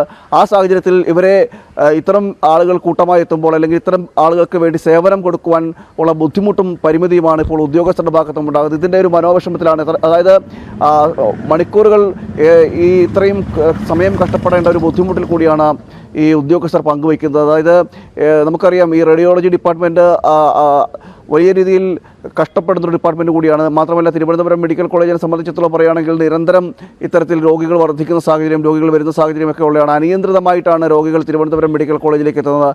അപ്പോൾ മിക്ക കേസുകളിലും ഇത്തരത്തിൽ എക്സ്റേ യൂണിറ്റുമായി ബന്ധപ്പെട്ടും സ്കാനിങ്ങുമായി ബന്ധപ്പെട്ടൊക്കെ ആയിരിക്കും ഇരിക്കുന്നത്. ആ സാഹചര്യത്തിൽ ഇവരെ കൊണ്ടുപോകാൻ ഇത്രയും അധികം രോഗികൾ വരുമ്പോൾ അവരെ ആ കൃത്യസമയത്ത് നോക്കുവാനും കൃത്യസമയത്ത് എക്സ്റേ ആയാലും ശരി സ്കാനിങ് ആയാലും ശരി നടത്തുന്നതിന് ഈ ഉദ്യോഗസ്ഥരില്ലാത്തത്, അതായത് ഈ ടെക്നീഷ്യന്മാരില്ലാത്തത് വലിയ രീതിയിൽ ബുദ്ധിമുട്ട് സൃഷ്ടിക്കുന്നു എന്നാണ് ഇപ്പോൾ അവിടെ നിന്ന് തന്നെ നമുക്ക് ലഭിക്കുന്ന വിവരമെന്ന് പറയുന്നത്. അതുകൊണ്ട് തന്നെ അടിയന്തരമായിട്ട് സർക്കാരിൻ്റെ ഭാഗത്തുനിന്ന് ഈ നിർദ്ദേശം വേണമെന്നാണ്. അതായത് അവിടെ ഉദ്യോഗസ്ഥരെ നിയമിക്കുവാനുള്ള ആവശ്യത്തിന് ടെക്നീഷ്യനെ നിയമിക്കുവാനുമുള്ള ഒരു നടപടിക്രമങ്ങൾ ഉണ്ടാവണം. അല്ലെങ്കിൽ ഈ ഡെപ്യൂട്ടേഷന് പോയ ഉദ്യോഗസ്ഥരെങ്കിലും തിരിച്ച് തിരുവനന്തപുരം മെഡിക്കൽ കോളേജിലേക്ക് വിളിക്കുവാനുള്ളൊരു നടപടിക്രമങ്ങൾ ഉണ്ടാകണമെന്നാണ് പറയുന്നത്. ഇതിനുവേണ്ടി മെഡിക്കൽ കോളേജ് അധികൃതർ ഇതുമായി ബന്ധപ്പെട്ട് നിർദ്ദേശങ്ങൾ പറഞ്ഞുവെങ്കിൽ പോലും സർക്കാരോ അല്ലെങ്കിൽ അതുമായി ബന്ധപ്പെട്ട അധികൃതർ തയ്യാറാകുന്നില്ല, ആരോഗ്യവകുപ്പുമായി ബന്ധപ്പെട്ട അധികൃതർ അത് തയ്യാറാകുന്നില്ല എന്നൊരു വിമർശനവും ഇതിനിടെ ഉയരുന്നുണ്ട്. എന്തായാലും ഇത്തരത്തിൽ ടെക്നീഷ്യന്മാരില്ലാതായതോടുകൂടി വലിയ രീതിയിലുള്ള ബുദ്ധിമുട്ടാണ് രോഗികൾക്കുണ്ടാകുന്നത്. ഓരോ സ്കാനിംഗ് ആയാലും ശരി അല്ലെങ്കിൽ ഇതുമായി ബന്ധപ്പെട്ട അതിതീവ്ര പരിചരണ വിഭാഗത്തിൽ കിടക്കുന്നവർക്ക് പോലും ദിവസങ്ങളോളം കാത്തു നിൽക്കേണ്ട അവസ്ഥയുണ്ടാക്കുന്നു. സ്കാനിംഗ് റിപ്പോർട്ടുകൾക്കടക്കം ലഭിക്കുന്നതിനൊക്കെ ദിവസങ്ങളോളം കാത്തു നിൽക്കേണ്ട ഒരു അവസ്ഥയുണ്ടാകുന്നു. മറ്റൊരു കാര്യമെന്ന് പറയുന്നത് ഇത് റേഡിയേഷൻ അധികരണങ്ങളുള്ള ഒരു സംവിധാനമാണ്. ഈ റേഡിയേഷൻ അതിതീവ്രമായിട്ടുള്ള റേഡിയേഷൻ കിരണങ്ങളുമായി ബന്ധപ്പെട്ടാണ് ഈ ഉദ്യോഗസ്ഥരൊക്കെ ജോലി ചെയ്യുകയും ചെയ്തത്. അതുകൊണ്ട് തന്നെ ശാരീരികമായിട്ടുള്ള ബുദ്ധിമുട്ടും അതോടൊപ്പം തന്നെ ഈ ഉദ്യോഗസ്ഥർ ആയതോടുകൂടി മാനസികമായിട്ടുള്ള ബുദ്ധിമുട്ടും നേരിടുകയും ചെയ്യുന്നുണ്ട്. ജനങ്ങൾക്ക് കൃത്യമായ രീതിയിൽ ഒരു സേവനം നൽകുവാൻ റേഡിയോളജി ഡിപ്പാർട്ട്മെൻറ്റിൽ നിന്നും കഴിയുന്നില്ല എന്നാണ് ഒരു പരാതിയായി ഉയരുകയും ചെയ്തത്. അടിയന്തരമായിട്ട് അധികൃതർ ഭാഗത്തു നിന്നും ഈ ശ്രദ്ധയുണ്ടാകണമെന്നാണ് ആവശ്യം ഉന്നയിക്കുന്നത്. കാരണം ഇപ്പോഴും നിലവിലും ദിവസങ്ങളോളം കാത്തുനിന്നെങ്കിൽ മാത്രമേ എക്സ്റേ ആയാലും ശരി അല്ലെങ്കിൽ മറ്റ് സ്കാനിങ് അടക്കമുള്ള കാര്യങ്ങൾ അത് സ്കാനിങ് എടുക്കുവാൻ ഈ രോഗികൾക്ക് സാധിക്കുകയുള്ളൂ. ഒരു ടോക്കൺ ബുക്ക് ചെയ്ത് ദിവസങ്ങളോളം കാത്തു നിൽക്കേണ്ട സ്ഥിതിയൊക്കെ ഉണ്ടാകുന്നു എന്നതൊക്കെ പരാതിയായിട്ട് തിരുവനന്തപുരം മെഡിക്കൽ കോളേജിൽ നിന്നും ഉയരുകയും ചെയ്യുന്നുണ്ട്. അതുകൊണ്ട് തന്നെയാണ് ഈ ഡിപ്പാർട്ട്മെൻറ്റിൽ അടിയന്തര നടപടികൾ ഉണ്ടാകണമെന്നൊരാവശ്യം പറയുന്നത്.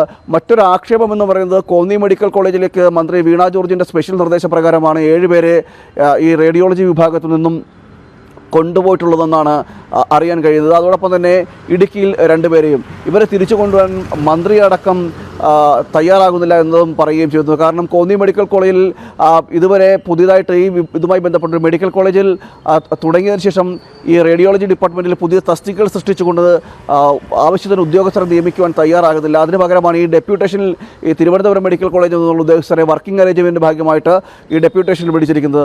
ആ ഒരു ഡെപ്യൂട്ടേഷനിലേക്ക് ഉദ്യോഗസ്ഥർ കൂടി പോയതോടുകൂടിയാണ് തിരുവനന്തപുരം മെഡിക്കൽ കോളേജിൻ്റെ പ്രതിസന്ധി കൂടുതൽ വർദ്ധിക്കുന്ന ഒരു സാഹചര്യമായത്. റേഡിയോളജി ഡിപ്പാർട്ട്മെൻറ്റിൻ്റെ പ്രവർത്തനം തന്നെ താളം തെറ്റുന്ന നിലയിലേക്ക് എത്തുന്നുണ്ട്.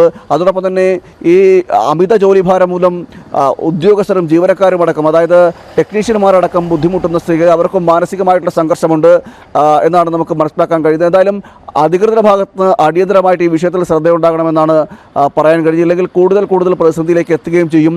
ദിനംപ്രതി 100 കണക്കിന് രോഗികളാണ് തിരുവനന്തപുരത്ത് മെഡിക്കൽ കോളേജിലേക്ക് എത്തുന്നത്. വിവിധ സൂപ്പർ സ്പെഷ്യാലിറ്റി അടക്കമുള്ള വിവിധ വാർഡുകളുണ്ട്. അതോടൊപ്പം തന്നെ വിവിധ വിഭാഗങ്ങളുണ്ട്. ഈ വിഭാഗങ്ങളിലേക്കായി പരിമിതമായിട്ടുള്ള ഉദ്യോഗസ്ഥരാണ് ഇപ്പോൾ നിരന്തരം ഈ റേഡിയോളജി ഡിപ്പാർട്ട്മെൻറ്റിൽ നിന്നും ജോലി ചെയ്യുന്നത് എന്നാണ് അവിടെ നിന്ന് ലഭിക്കുന്ന വിവരം. അതുകൊണ്ട് തന്നെയാണ് അടിയന്തരമായിട്ട് ഈ വിഷയത്തിലൊരു ശ്രദ്ധ സർക്കാരിൻ്റെ ഭാഗത്തും ആരോഗ്യവകുപ്പിൻ്റെ ഭാഗത്തും ഉണ്ടാകുന്ന ഒരു ആവശ്യവും മുന്നോട്ട് വയ്ക്കുന്നത്. വീണ, ശരി പ്രശാന്ത്. എറണാകുളം കളമശ്ശേരി മെഡിക്കൽ കോളേജിന് എതിരെ ആഞ്ഞടിച്ച് CPI മെഡിക്കൽ കോളേജിലേക്കും സൂപ്പർ സ്പെഷ്യാലിറ്റി ആശുപത്രിയിലേക്കും വാങ്ങിയ ഉപകരണങ്ങളിൽ വൻ അഴിമതി നടന്നു എന്നാണ് ആക്ഷേപം. ജിജീഷ് കരുണാകരൻ ചേർന്ന വിവരങ്ങളുമായി. ജിജീഷ്, എന്ത് അഴിമതി നടന്നുവെന്നാണ് ചൂണ്ടിക്കാണിക്കുന്നത്?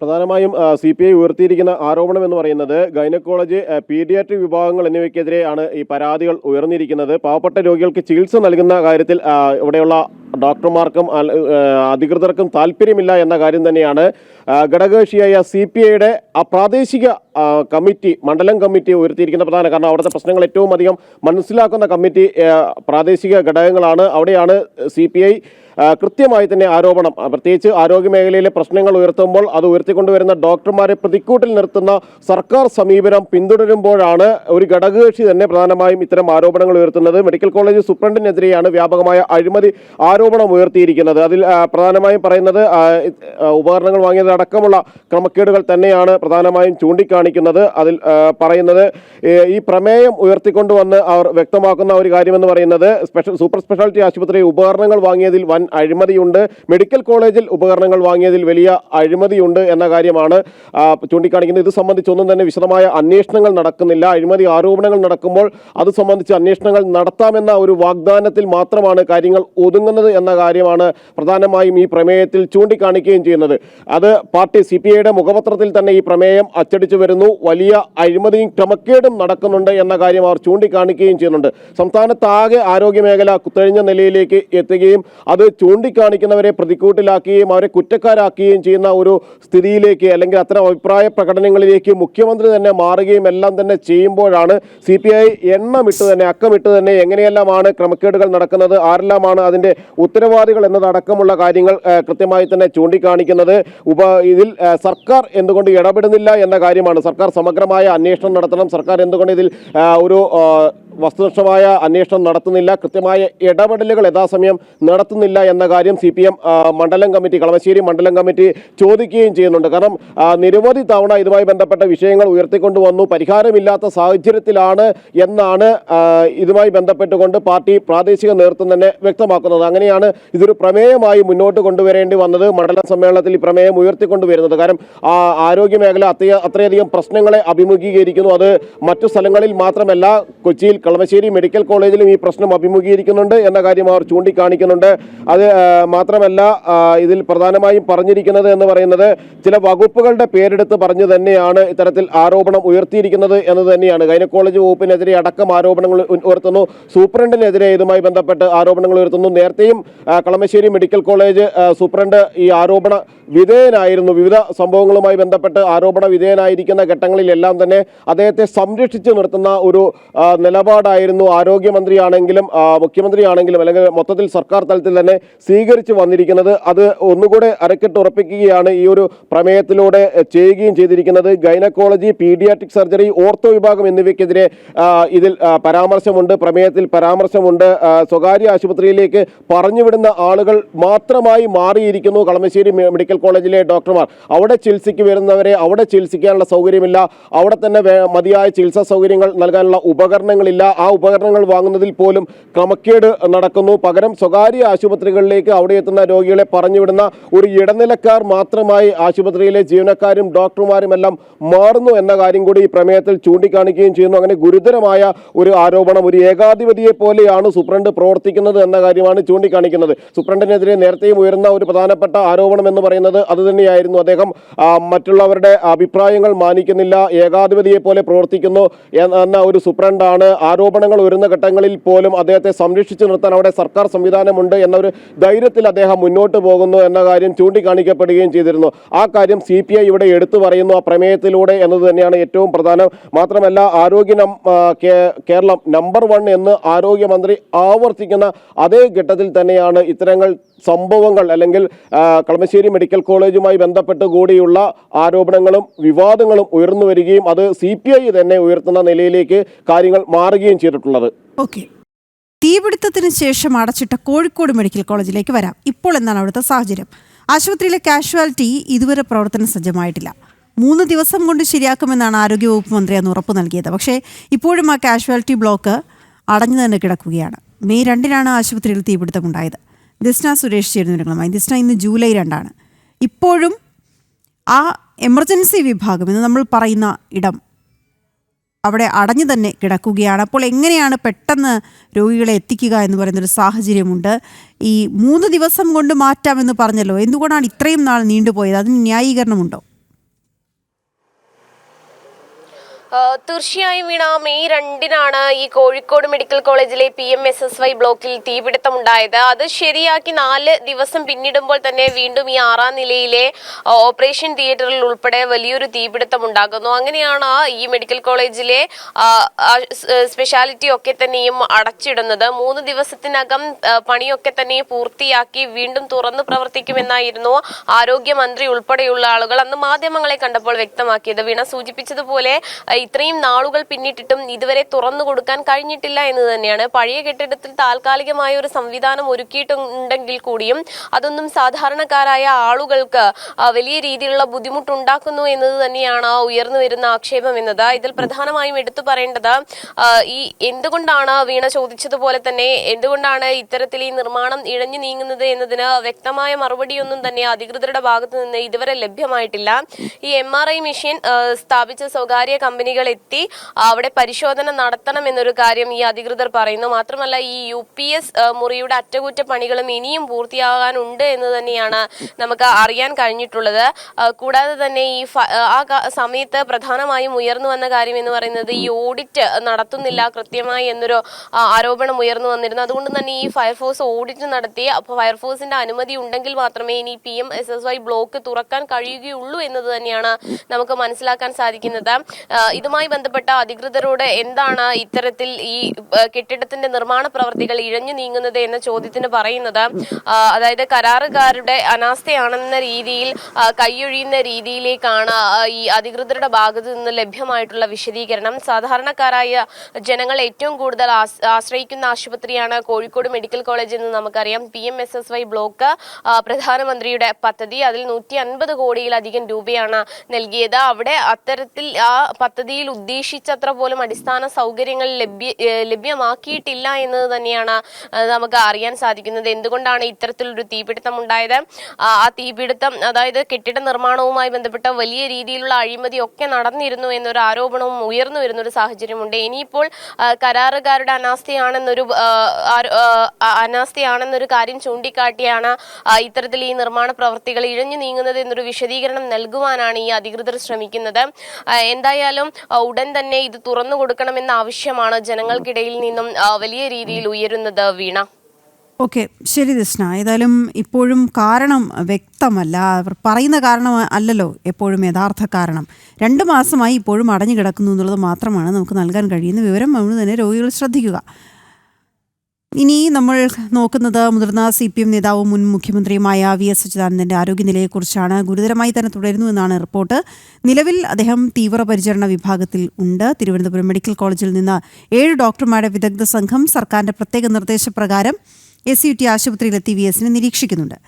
ഇന്ന് 11 മണിക്ക് മെഡിക്കൽ ബോർഡ് യോഗം ചേരും. ശാലിനി ചേരുന്നുണ്ട് വിവരങ്ങളുമായി. ശാലിനി, അദ്ദേഹത്തിൻ്റെ ആരോഗ്യനില കഴിഞ്ഞ ഇത്രയും ദിവസങ്ങളായും ഗുരുതരമായി തന്നെ തുടരുകയാണ്. മരുന്നുകളോട് പ്രതികരിക്കുന്നുണ്ട് എന്നൊരു റിപ്പോർട്ട് ഇടയ്ക്കുണ്ടായിരുന്നു. ഇന്നിപ്പോൾ 11 മണിയോടെ വീണ്ടും മെഡിക്കൽ ബോർഡ് യോഗം ചേരും. ഏറ്റവും ഒടുവിൽ പക്ഷേ എന്തായിരുന്നു റിപ്പോർട്ട്?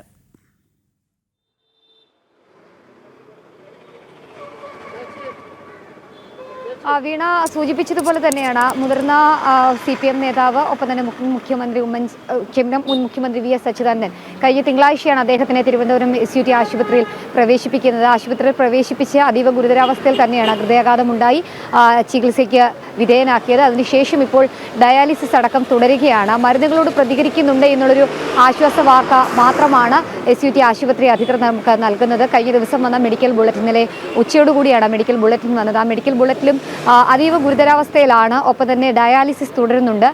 കൂടാതെ തന്നെ സ്ഥിതി വിലയിരുത്തുന്നുണ്ട് മെഡിക്കൽ കോളേജിലെ വിദഗ്ധ ഡോക്ടർമാരുടെ സംഘം എന്നുള്ളതാണ് മെഡിക്കൽ ബുള്ളറ്റിനെ അറിയിച്ചിട്ടുള്ളത്. മകൻ അരുൺകുമാറും സോഷ്യൽ മീഡിയയിലൂടെ അത്തരം വിവരങ്ങൾ മാത്രമാണ് പങ്കുവച്ചിട്ടുമുള്ളത്. മറ്റ് വിവരങ്ങൾ ഇന്ന് രാവിലെ 11 മണിയോടുകൂടി മെഡിക്കൽ ബോർഡ് യോഗം ചേരുന്നുണ്ട്. ആ മെഡിക്കൽ ബോർഡ് യോഗം ചേർന്നതിന് ശേഷം ഈ കഴിഞ്ഞ ദിവസം മെഡിക്കൽ കോളേജിൽ നിന്നെത്തിയ 7 വിദഗ്ധ ഡോക്ടർമാരുടെ സംഘവും ഒപ്പം തന്നെ SUTയിലെ വിദഗ്ധ ഡോക്ടർമാരുടെ സംഘവും നടത്തിയിട്ടുള്ള പരിശോധനകളുടെയും ചികിത്സയുടെയും ഒപ്പം തന്നെ മറ്റ് ടെസ്റ്റുകളുടെയും ഒക്കെ തന്നെ വിശദമായ വിവരങ്ങൾ പുറത്തു വരും എന്നുള്ളതാണ് നമ്മൾ പ്രതീക്ഷിക്കുന്നത്. അതിലും ഒരു ആശ്വാസകരമായ വാർത്ത ആശുപത്രിയിൽ നിന്നുണ്ടാകുമെന്നുള്ളത് നമുക്ക് പ്രതീക്ഷിക്കാം. കാരണം 101 വയസ്സാണ്, ആരോഗ്യാവസ്ഥ വളരെ മോശമാണ്. അപ്പോൾ ആ ഒരു സാഹചര്യത്തിലാണ് അദ്ദേഹത്തിന് മരുന്നുകളോട് പ്രതികരിക്കുന്നില്ല എന്നുള്ള വാർത്ത വന്നത്. അതിന് പിന്നാലെയാണ് ഇപ്പോൾ ഇത്തരത്തിൽ ആരോഗ്യനില ഗുരുതരമാണ് എന്നുള്ള റിപ്പോർട്ട് വരുന്നത്. എന്തായാലും രാവിലെ 11 മണിയോട് ചേർന്ന മെഡിക്കൽ ബോർഡ് യോഗത്തിലാണ് എല്ലാവരും കണ്ണുനട്ട് കാത്തിരിക്കുന്നത്. എന്തായാലും പ്രതീക്ഷയോട് കൂടിയുള്ള ഒരു ബുള്ളറ്റിൻ വരുമെന്ന് നമുക്ക് കാത്തിരിക്കാം. വീണ. ഓക്കെ, ശരി ശാലിനി. സ്വകാര്യ ധനമിടപാട് സ്ഥാപനമായ മിനി മുത്തൂറ്റിൽ നിന്നടക്കമുള്ള ഭീഷണിയെ തുടർന്ന് ആത്മഹത്യ ചെയ്ത ശശിയുടെ സംസ്കാരം ഇന്ന് നടക്കും. ധനകാര്യ സ്ഥാപനത്തിന്റെ നടപടികളിൽ പ്രതിഷേധിച്ച് BJP മാർച്ച് സംഘടിപ്പിക്കും. അതിനിടെ സംഭവവുമായി ബന്ധപ്പെട്ട കൂടുതൽ മൊഴികൾ ശേഖരിക്കാൻ ഒരുങ്ങുകയാണ് പോലീസ്. സുധീഷ് ഗോപാൽ ചേരുന്നുണ്ട്. സുധീഷ്, വിവരങ്ങൾ എന്താണ്? വീണ, മിനിഞ്ഞാന്ന് വൈകിട്ടോടെയാണ് ഇത്തരത്തിൽ ദാരുണമായ ഒരു സംഭവം ആലപ്പുഴ ജില്ലയിലെ വള്ളികുന്നത്ത് ഉണ്ടായത്. 60-കാരനായ ഗ്രഹനാഥനാണ് ഇത്തരത്തിൽ സ്വകാര്യ ധനമിടപാട് സ്ഥാപനമായ മിനി മുത്തൂറ്റിൽ നിന്നടക്കമുള്ള ഭീഷണിയെ തുടർന്ന് ആത്മഹത്യ ചെയ്യുന്ന ഒരു സാഹചര്യം ഉണ്ടായത്. ഇത് കേവലം 694 രൂപയുടെ ഒരു അടവ്, ഈ എല്ലാ ആഴ്ചയുമാണ് ഇതിന്റെ അടവ്. അതിൽ ഒറ്റ അടവ് മുടങ്ങിയതിന്റെ പേരിലായിരുന്നു മിനി മുത്തൂറ്റിലെ 4 ജീവനക്കാർ ശശിയുടെ വീട്ടിലെത്തുകയും വളരെ മോശമായ രീതിയിൽ പെരുമാറുകയും ഭീഷണിപ്പെടുത്തുകയും മറ്റും ചെയ്തത്. ഇദ്ദേഹം ജോലിക്കായി ഇറങ്ങുന്ന സമയമായിരുന്നു. അദ്ദേഹത്തിന്റെ സൈക്കിളും പിടിച്ച് ഇവർ തടഞ്ഞു വെക്കുന്ന ഒരു സാഹചര്യമാണ് ഉണ്ടായത്. ഇത്തരത്തിലുള്ള ഈ സമീപനങ്ങൾ മനംനൊന്താണ് ശശി അതിനുശേഷം വീട്ടിലെ കിടപ്പുമുറിയിൽ തൂങ്ങി മരിക്കുന്ന ഒരു സാഹചര്യം ഉണ്ടായത്. ഇതുമായി ബന്ധപ്പെട്ട് പോലീസിന് ബന്ധുക്കൾ കൃത്യമായ മൊഴികൾ നൽകുകയും അതോടൊപ്പം തന്നെ ഈ മിനി മുത്തൂറ്റിലെ ജീവനക്കാരയച്ച ഭീഷണി സന്ദേശം അത് ശശിയുടെ മരണമറിഞ്ഞ് ഡിലീറ്റ് ചെയ്തിരുന്നു. അതിന്റെ രേഖകളടക്കം കൈമാറിയിരുന്നു. ഇന്ന് പോലീസ് സമീപവാസികളിൽ നിന്നുമൊക്കെ കൂടുതൽ മൊഴികൾ ശേഖരിക്കും എന്നതാണ് നമുക്ക് അറിയാൻ കഴിയുന്നത്. കാണുന്നുണ്ട് അതിലേക്ക് നടപടികളുണ്ടാകണം. ഞാൻ ഒരിക്കൽ പോലും സ്വന്തം മന്ത്രിസഭയോ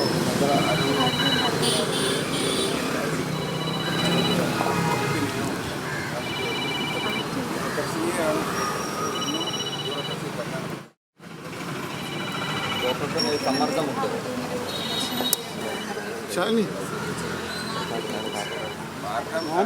മാർഗം ഒരുപാട് മാർഗം സാധ്യതയിട്ടിട്ടുണ്ടല്ലോ. അവസാനം പലരും ആത്മഹത്യ ചെയ്യുന്ന എന്തിനാണ്? അത് പല മാർഗങ്ങളും ജീവിതത്തിൽ നോക്കി എല്ലാം പരാജയപ്പെടുമ്പോഴാണല്ലോ അവർ ആത്മഹത്യ ചെയ്യുന്നത്. അപ്പോൾ അത് നമ്മൾ ചോദിക്കും ആത്മഹത്യ ഒരു പരിഹാരമാണോ എന്ന് ചോദിക്കുമ്പോൾ ഒരു ഡോക്ടർ എന്നുള്ള നിലയ്ക്ക് ചിലപ്പോൾ ഞാൻ പറയും അത് അയാളുടെ അവസാനത്തെ മാർഗമാണ്. അത് വേറെ മാർഗം ഇല്ലാതാകുമ്പോഴാണല്ലോ, മാർഗം മുമ്പിലൊന്നും വഴിയെ പൊട്ടിയടയ്ക്കുമ്പോഴാണല്ലോ ഒരാൾ ആത്മഹത്യ ചെയ്യുന്നത്. എന്ന് പറഞ്ഞതുപോലെ എൻ്റെ ഈ പ്രൊഫഷണൽ സൂയിസൈഡ് എന്ന് വേണമെങ്കിൽ പറയാം. അത് ഇതിൻ്റെ എല്ലാ മാർഗങ്ങളും കൊട്ടിയടയ്ക്കപ്പെട്ടു, എല്ലാ രീതികളിലും പരാജയപ്പെട്ട് കഴിഞ്ഞപ്പോഴാണ് ഞാനത് അതിലേക്ക് പോയത്. അതിന് ശിക്ഷാ നടപടികൾ വരും എന്നെനിക്ക് തീർച്ചയായിട്ടും ഉറപ്പുമുണ്ട്.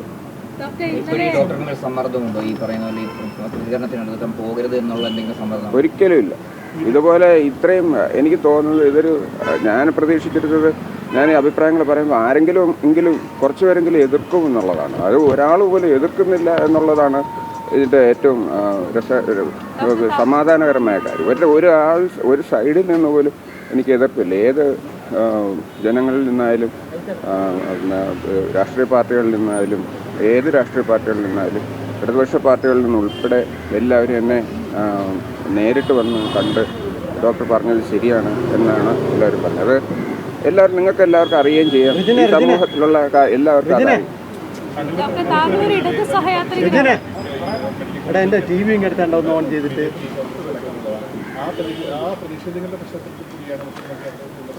അതാണ് എനിക്കുള്ള ഒരേ ഒരു അപേക്ഷ. കാരണം ഞാൻ എന്താണ് ചൂണ്ടിക്കാണിച്ചത് അത് പരിഹരിക്കുക, അത്ര മാത്രമേ ഉള്ളൂ. അത് അല്ലാതെ ഇതിന് ആരോഗ്യവകുപ്പിനെ ആരെങ്കിലും മോശക്കാരൻ ആക്കി കാണിക്കുകയോ ആരോഗ്യവകുപ്പ് ആശുപത്രികൾക്കെതിരെ പ്രതിഷേധ പ്രകടനങ്ങൾ നടത്തുകയോ ജനങ്ങളുടെ സുരക്ഷയ്ക്ക് ബുദ്ധിമുട്ടുകളുണ്ടാക്കുകയോ ചികിത്സയ്ക്ക് ബുദ്ധിമുട്ടുണ്ടാക്കുകയോ ആശുപത്രിയുടെ മുമ്പിൽ ധർണാ പ്രകടനം തുടങ്ങിയ പരിപാടികൾ നടപ്പിലാക്കുക ഇതൊന്നും ചെയ്യരുതെന്നാണ് എൻ്റെ അപേക്ഷ. അതൊക്കെ ചെയ്തു കഴിഞ്ഞാൽ എൻ്റെ ഉദ്ദേശം ഞാൻ എന്താണോ പറഞ്ഞത് അത് തെറ്റിദ്ധരിപ്പിക്കപ്പെടും.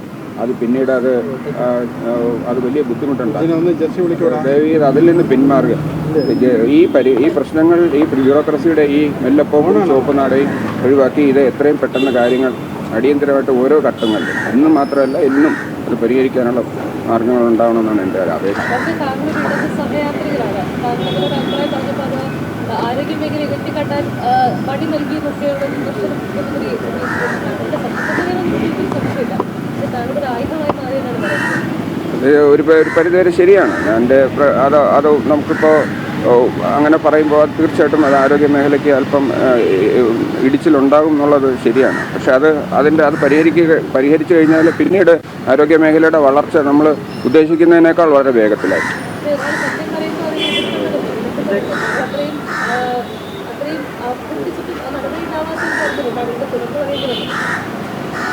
നേരത്തെ ഇത് പരിഹരിക്കപ്പെട്ടിട്ടില്ല എന്നുള്ളത് ശരിയാണ്. അത് ഞാൻ പറഞ്ഞിരുന്നല്ലോ. അതിൻ്റെ അന്വേഷണം, അതിൻ്റെ കറക്റ്റായിട്ടുള്ള ഈ എൻക്വയറി കമ്മിറ്റി തന്നെ അതിൻ്റെ ഞാൻ ഇപ്പോൾ ചൂണ്ടിക്കാണിച്ച പ്രശ്നത്തിൻ്റെ കാരണം അവർ കൃത്യമായിട്ട് കണ്ടെത്തി. അത് കളക്ടറേറ്റിൽ ആ ഫയൽ മുടങ്ങിക്കിടന്നാണ്. 2 മാസം കളക്ടറേറ്റിൽ ഫയൽ മുടങ്ങിക്കിടന്നു എന്ന് പറഞ്ഞാൽ ഒരു ചികിത്സയ്ക്ക് ആവശ്യമായിട്ടുള്ള ഒരു അടിയന്തര ഫയൽ 2 മാസം എങ്ങനെയാണ് കളക്ടറേറ്റിൽ മുടങ്ങിക്കിടക്കുക? എന്നിട്ട് അന്ന് ഞാൻ പ്രശ്നം ഉണ്ടാക്കി അത് രാത്രിയിൽ തന്നെ അത് സോൾവായി. അത് അവിടെ ചെന്ന് ഹൈദരാബാദ് വരെ പോയത് എങ്ങനെയാണ്? ഒറ്റ ദിവസം കൊണ്ട്. അതുപോലെ തന്നെ ആവശ്യപ്പെടുന്ന വേറെ ഒരു 30 ഡിഗ്രി ടെലിസ്കോപ്പ് എന്ന് പറഞ്ഞ് വേറൊരു സാധനവും അന്ന് തന്നെ ഇന്നലെ എൻക്വയറി നടക്കുന്ന അതേ സമയത്ത് ആശുപത്രിയിൽ എന്നെ എത്തിച്ചു. എങ്ങനെയാണ് ഇത്ര വേഗത്തിൽ നടക്കുന്നത്? മാസങ്ങളും വർഷങ്ങളും മുടങ്ങിക്കിടക്കുന്ന ഈ നടപടികൾ എങ്ങനെയാണ് ഒറ്റ ദിവസം കൊണ്ട് ശരിയാകുന്നത്? ഇങ്ങനെ പ്രശ്നം ഉണ്ടാക്കുമ്പോൾ അപ്പോൾ പ്രശ്നം ഉണ്ടാക്കിയാലേ ഇല്ല. അദ്ദേഹം എൻ്റെ ഒരു ഗുരുനാഥനാണ്. അദ്ദേഹം വളരെ കാലമായിട്ട് അദ്ദേഹത്തിന് ഞാൻ ഇടതുപക്ഷ സഹയാത്രി എന്നുള്ള നിലയ്ക്ക് ആരോപണങ്ങളിൽ പിന്നോട്ടില്ല എന്ന് തന്നെയാണ് അദ്ദേഹം പറയുന്നത്. മാത്രമല്ല, പെട്ടെന്ന് ഇപ്പോൾ എങ്ങനെ നടപടികൾ എടുക്കാൻ കഴിയുന്നുണ്ട് എന്നുള്ളതാണ്. അപ്പോൾ നേരത്തെ നമ്മൾ ചൂണ്ടിക്കാണിച്ച പോലെ ഈ ചുവപ്പ് നാട പ്രശ്നങ്ങളോ അല്ലെങ്കിൽ മേലധികാരികളിലേക്ക് ഘട്ടം ഘട്ടമായി എത്തുന്നു എന്നൊക്കെ ചൂണ്ടിക്കാണിക്കുന്ന കാര്യങ്ങളൊക്കെ വെറുതെ അല്ലേ എന്നുകൂടി അദ്ദേഹം ചോദിക്കുന്നുണ്ട്. എന്തായാലും പിന്നോട്ടില്ല എന്ന് തന്നെ വ്യക്തമാക്കുകയും ചെയ്യുന്നു.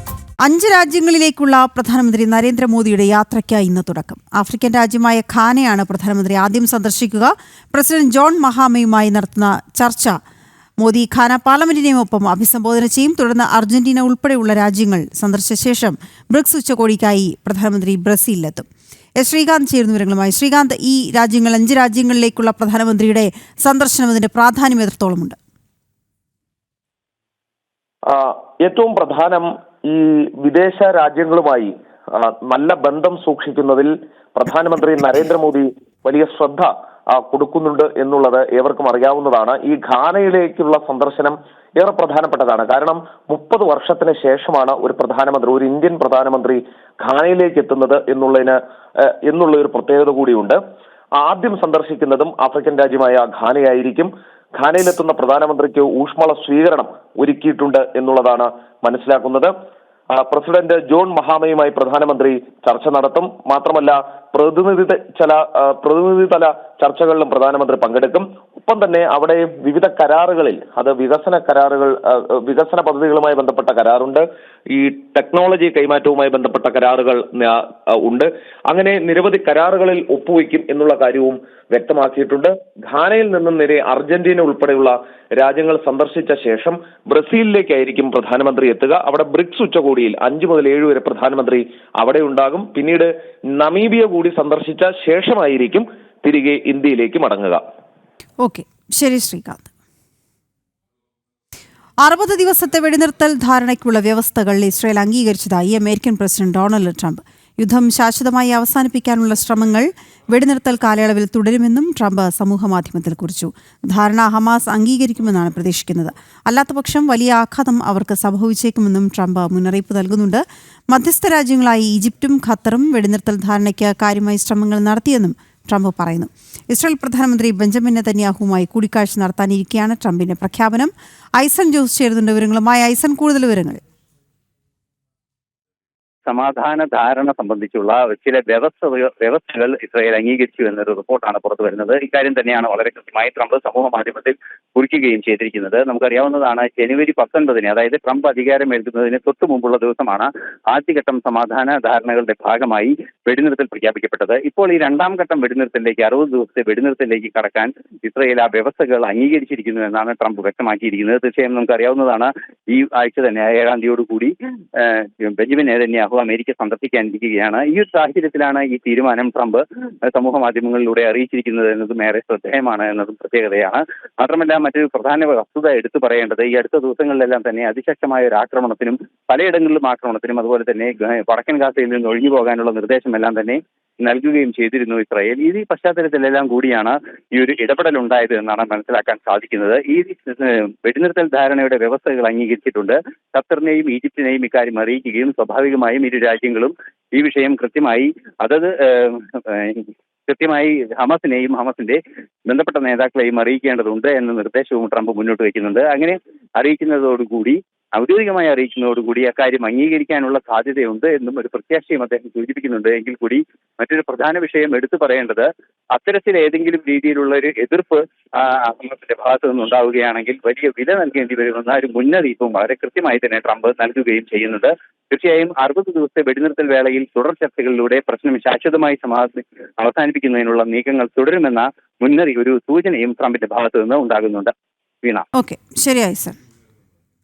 അതേസമയം ഡൊണാൾഡ് ട്രംപ് മുന്നോട്ട് വെച്ച കടപരിധി ഉയർത്തുന്നതിനും നികുതി കുറയ്ക്കുന്നതിനുമുള്ള ബില്ല് US സെനറ്റ് പാസാക്കി. 50-നെതിരെ 51 വോട്ടുകൾക്കാണ് ബില്ല് പാസ്സായത്. 3 റിപ്പബ്ലിക്കൻ അംഗങ്ങൾ ബില്ലിനെ എതിർത്ത് വോട്ട് ചെയ്തു. US പ്രതിനിധി സഭയും ഇനി bill പാസ്സാക്കേണ്ടതുണ്ട്. The yeas are 50, the nays are 50. The Senate being evenly divided, the Vice President votes in the affirmative. The bill as amended is passed. July 4 മുൻപ് പ്രതിനിധി സഭയും ബില്ല് പാസ്സാക്കണമെന്ന നിർദ്ദേശമാണ് ട്രംപ് നൽകിയിരിക്കുന്നത്. ബില്ല് പാസ്സാക്കിയതിൽ ട്രംപ് നന്ദി അറിയിച്ചു.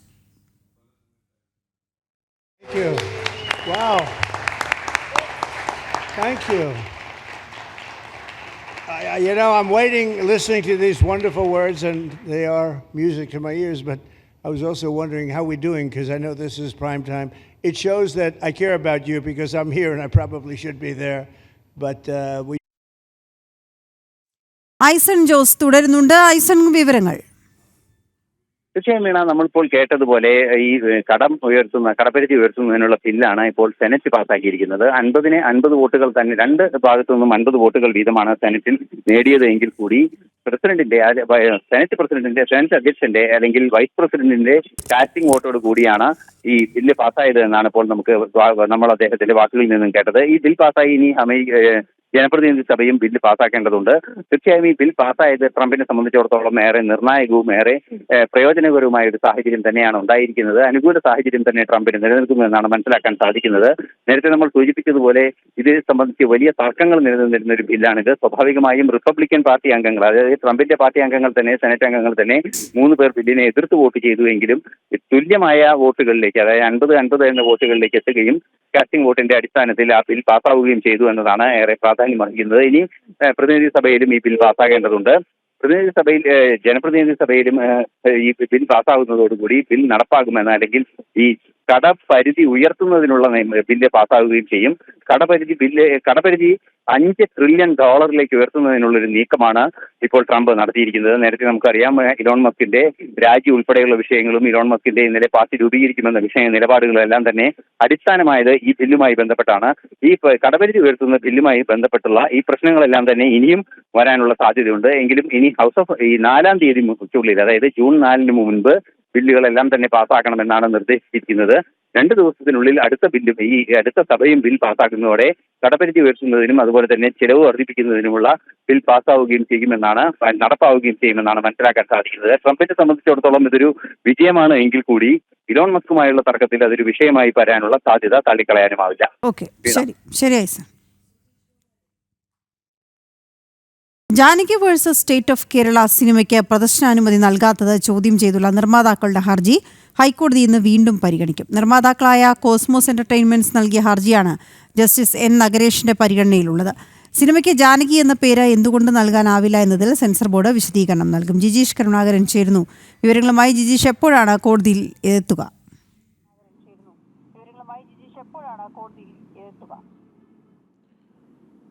വീണ, ഇന്ന് രാവിലെ തന്നെ ഈ കേസ്, ഈ ഹർജി പരിഗണിക്കുമെന്നാണ് മനസ്സിലാകുന്നത്.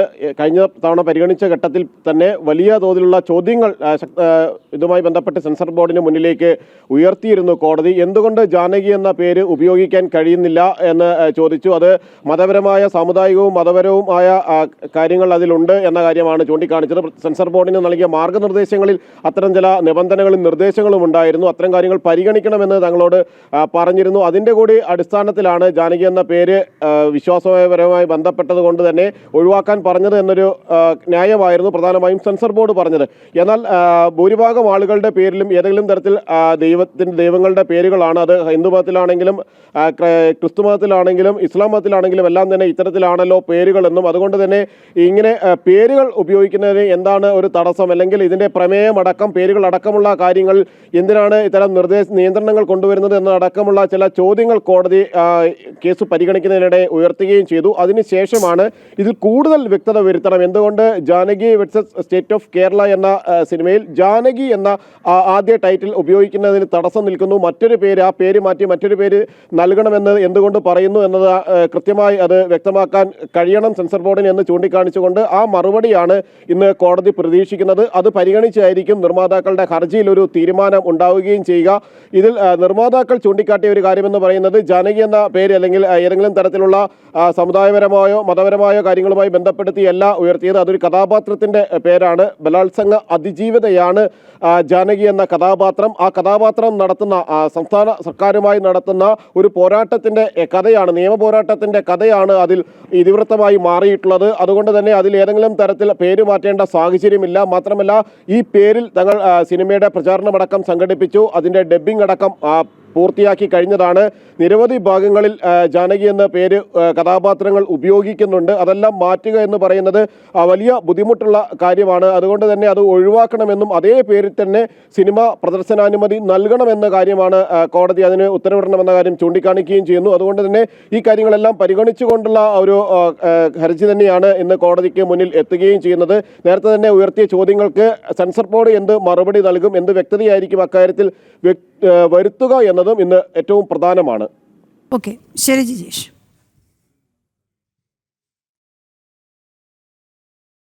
ഹയർ സെക്കൻഡറി സർട്ടിഫിക്കറ്റുകളിൽ ഗുരുതരമായി തെറ്റുകൾ വന്ന സംഭവത്തിൽ പ്രതിഷേധം ശക്തമാകുന്നു.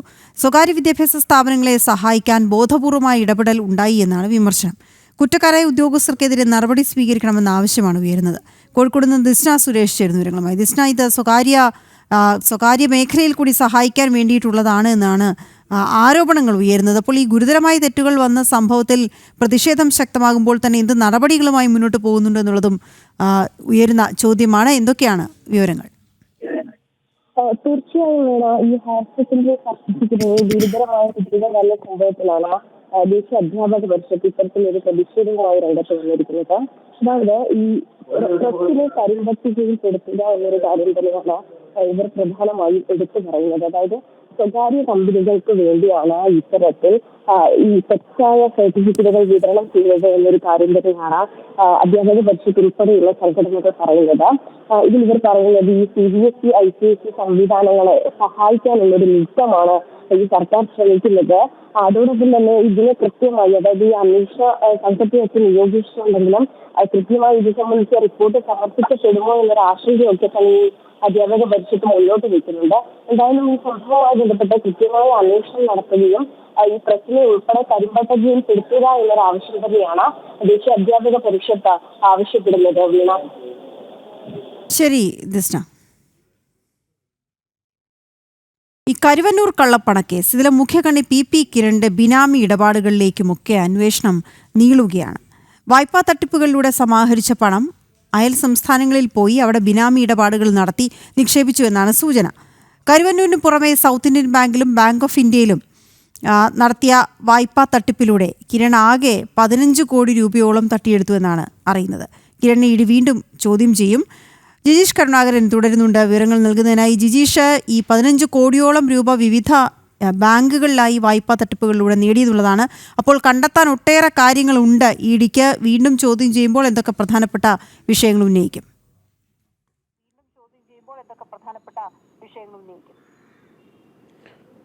വീണ, പ്രധാനമായും കിരണിൽ നിന്ന് അന്വേഷണ സംഘത്തിന് മനസ്സിലാക്കാനുള്ളത് ഈ സാമ്പത്തിക തട്ടിപ്പിലൂടെ നേടിയ പണം എവിടെയാണ് നിക്ഷേപിച്ചത്. കാരണം കരുവന്നൂർ സഹകരണ ബാങ്ക് തട്ടിപ്പുമായി ബന്ധപ്പെട്ട് മാത്രം 24.5 കോടി രൂപയുടെ തട്ടിപ്പായിരുന്നു പി കിരൺ എന്ന വ്യക്തി മാത്രം നടത്തിയത്. അതിൽ 24.5 കോടി രൂപയിൽ 14.5 കോടി രൂപ കൂട്ടുപ്രതിയായുള്ള സതീഷ് കുമാറിന് കൈമാറുകയും ചെയ്തു. പണം പലിശയ്ക്ക് നൽകി അത് വലിയ തുകയായി മടക്കി നൽകുന്നതിന് വേണ്ടിയായിരുന്നു ഇത്തരത്തിൽ 14.5 കോടി രൂപ നൽകിയത്. എന്നാൽ ബാക്കി വരുന്ന തുക കണ്ടെത്താൻ അന്വേഷണ സംഘത്തിന് കഴിഞ്ഞിരുന്നില്ല. കാരണം വളരെ തന്ത്രപൂർവ്വമായിരുന്നു ഇത്തരത്തിൽ പി കിരണിന്റെ നീക്കങ്ങൾ. വലിയ ബിനാമി ഇടപാടുകളായിരുന്നു നടത്തിയിരുന്നത് ആ കേസിൽ തന്നെ. അതിനുശേഷമാണ് മറ്റ് ബാങ്ക് തട്ടിപ്പുകളുമായി ബന്ധപ്പെട്ട അന്വേഷണം എൻഫോഴ്സ്മെന്റ് ഡയറക്ടറേറ്റ് കൂടുതൽ ഊർജിതമാക്കിയിരിക്കുന്നത്. അതിന്റെ അന്വേഷണത്തിനിടയ്ക്കാണ് 15 കോടി രൂപ 2 ബാങ്കുകളിൽ നിന്ന് മാത്രമായി തട്ടിയെടുത്തു എന്ന് അന്വേഷണ സംഘം മനസ്സിലാക്കുന്നത്. മാത്രമല്ല ഈ തുക സംബന്ധിച്ച വിവരങ്ങളിലേക്കാണ് അന്വേഷണ സംഘം പ്രധാനമായും ഇപ്പോൾ എൻഫോഴ്സ്മെന്റ് ഡയറക്ടറേറ്റ് കടക്കുന്നത്. കാരണം കേരളത്തിന് പുറത്ത് ഭൂമിയിലടക്കം നിക്ഷേപങ്ങൾ നടത്തിയിട്ടുണ്ട്. വിവിധ വ്യവസായങ്ങളിലടക്കം ബിനാമി പേരുകളിൽ ബിനാമി ആളുകളെ ഉപയോഗിച്ചുകൊണ്ട് അവിടെ പണം നിക്ഷേപിക്കുകയായിരുന്നു പി കിരൺ നടത്തിയിരുന്നത് എന്നൊരു സൂചനയാണ് ലഭിക്കുന്നത്. കാരണം കഴിഞ്ഞ ദിവസം ചോദ്യം ചെയ്തപ്പോഴും തൻ്റെ കയ്യിൽ ഈ സാമ്പത്തിക ഇടപാടുകളുമായി ബന്ധപ്പെട്ട രേഖകളില്ല, വായ്പ ലഭ്യമായതുമായി ബന്ധപ്പെട്ട രേഖകൾ പരിശോധിക്കണം, കാരണം 1.5 വർഷത്തോളമായി ജയിലിലാണ് എന്ന കാര്യമായിരുന്നു പി കിരൺ അന്വേഷണ സംഘത്തിന് മുന്നിൽ വെളിപ്പെടുത്തിയത്. 2023 സെപ്റ്റംബറിലാണ് പി കിരണും പി സതീഷ് കുമാറും ആദ്യം അറസ്റ്റിലാകുന്നത്. തുടർന്ന് 1.5 വർഷം അവർ ജയിലിലായിരുന്നു. കഴിഞ്ഞ മാർച്ചിലാണ് ആദ്യമായി ഹൈക്കോടതിയിൽ നിന്ന് ജാമ്യം ലഭിക്കുന്നത്. അതിനുശേഷമാണ് മറ്റ് കേസുകളിൽ അന്വേഷണം എൻഫോഴ്സ്മെന്റ് ഡയറക്ടറേറ്റ് ഊർജിതമാക്കിയത്. അതുകൊണ്ട് തന്നെ ഈ 15 കോടി രൂപ എവിടെയെല്ലാം നിക്ഷേപിച്ചു എന്ന് കണ്ടെത്തണം. മാത്രമല്ല മറ്റു ബാങ്കുകളിൽ ഇത്തരത്തിലുള്ള സാമ്പത്തിക തട്ടിപ്പുകൾ നടത്തിയിട്ടുണ്ടോ, സ്വകാര്യ ബാങ്കുകളിലും പൊതുമേഖലാ ബാങ്കുകളിലും ദേശസൽകൃത ബാങ്കുകളിലും എല്ലാം തട്ടിപ്പുകൾ നടത്തിയിട്ടുണ്ടോ എന്നാണ് ഇനി പ്രധാനമായും പരിശോധിക്കുന്നത്. സൗത്ത് ഇന്ത്യൻ ബാങ്കിലെ തട്ടിപ്പിന്റെ കൃത്യമായ വിവരങ്ങൾ അന്വേഷണ സംഘത്തിന് പരാതിയായി ലഭിച്ചിരുന്നു. മാത്രമല്ല പോലീസ് രജിസ്റ്റർ ചെയ്ത FIRന്റെ അടിസ്ഥാനത്തിൽ കൂടിയായിരുന്നു അന്വേഷണത്തിലേക്ക് കടക്കുകയും ചെയ്തത്. അതോടൊപ്പം തന്നെയാണ് കോർപ്പറേറ്റ് വായ്പകൾ അനുവദിക്കുന്ന ബാങ്ക് ഓഫ് ഇന്ത്യയുടെ എറണാകുളത്തുള്ള ബ്രാഞ്ചിൽ നിന്ന് വൈറ്റിലുണ്ടായിരുന്ന ബ്രാഞ്ചിൽ വലിയ തോതിലുള്ള സാമ്പത്തിക തട്ടിപ്പ് നടത്തിയത്. അവിടെയും ബിനാമി ഇടപാടുകളായിരുന്നു പി കിരൺ നടത്തിയിരുന്നത്. വ്യാജരേഖകൾ സമർപ്പിച്ചു എന്ന പരാതിയും ഉയർന്നിരുന്നു. അങ്ങനെയാണ് പണം നൽകിയത്. കാരണം വ്യവസായ ആവശ്യങ്ങൾക്കാണ് എന്ന് പറഞ്ഞുകൊണ്ട് കോർപ്പറേറ്റ് ലോൺ സംഘടിപ്പിക്കുകയായിരുന്നു പി കിരൺ ചെയ്തത്. ഈ പണമെല്ലാം തന്നെ സതീഷ് കുമാറിനെ പോലുള്ള ചില ബിനാമികൾ വഴി കൈമാറ്റം ചെയ്തു. പിന്നീട് അതിൽ നിന്ന് സാമ്പത്തിക ലാഭം ഉണ്ടാക്കിയെടുക്കുകയായിരുന്നു ചെയ്തത്. മാത്രമല്ല വലിയ ആഡംബര ജീവിതമായിരുന്നു പി കിരൺ ആ സമയങ്ങളിലെല്ലാം തന്നെ നടത്തിയിരുന്നത്. ആഡംബര വാഹനങ്ങൾ സ്വന്തമാക്കിയിരുന്നു. അങ്ങനെ കുറേ പണം ദൂർത്തടിച്ചു എന്നതിനപ്പുറം വലിയ തോതിലുള്ള നിക്ഷേപങ്ങൾ വിവിധ ഭാഗങ്ങളിൽ നടത്തിയെന്നും അന്വേഷണ സംഘം കണ്ടെത്തിയിട്ടുണ്ട്. ഇതിലെല്ലാമാണ് അന്വേഷണം നീളുന്നത്. ഓക്കെ, ശരി ജിജേഷ്. DGP ആയുള്ള റവാഡ ചന്ദ്രശേഖരന്റെ നിയമനം പൂർണ്ണമായും അണികളെ ബോധ്യപ്പെടുത്താനാകാതെ CPM. കുത്തുപറമ്പ് വെടിവയ്പ്പിന്റെ വൈകാരികമായ ഓർമ്മകളെപ്പോലും അപ്രസക്തമാക്കി റവാഡ ചന്ദ്രശേഖരെ DGP ആക്കാൻ സർക്കാർ എടുത്ത തീരുമാനമാണ് പാർട്ടിക്ക് തലവേദനയാകുന്നത്. പുഷ്പനടക്കം 6 രക്തസാക്ഷികളെ മറന്നുകൊണ്ടാണ് സർക്കാർ ഇത്തരമൊരു തീരുമാനം എടുത്തത് എന്ന വിമർശനമാണ് ഉയർന്നത്.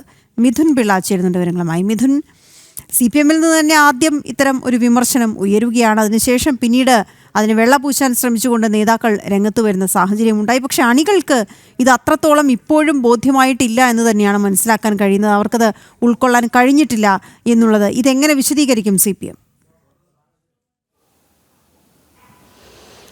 വീണ, DGP ആയി റവാഡ ചന്ദ്രശേഖരനെ നിയമിച്ചതുമായി ബന്ധപ്പെട്ട് ഏറ്റവും വലിയ ചോദ്യം അണികളിൽ നിന്ന് വരുന്നൊരു പ്രധാനപ്പെട്ട ചോദ്യം അതുതന്നെയാണ്. എന്തിന് റവാഡ ചന്ദ്രശേഖർ? കാരണം കൂത്തുപറമ്പ് എന്ന് പറയുന്നത് CPMന്റെ അണികളെ സംബന്ധിച്ച് വളരെ വൈകാരികമായ പ്രാധാന്യമുള്ളൊരു സ്ഥലമാണ്. മാത്രമല്ല അവിടുത്തെ രക്തസാക്ഷികളെ അത്ര വീരപരിവേഷത്തോടു കൂടിയാണ് CPM ഇത്രയും നാളും കൊണ്ടു നടന്നിരുന്നത്.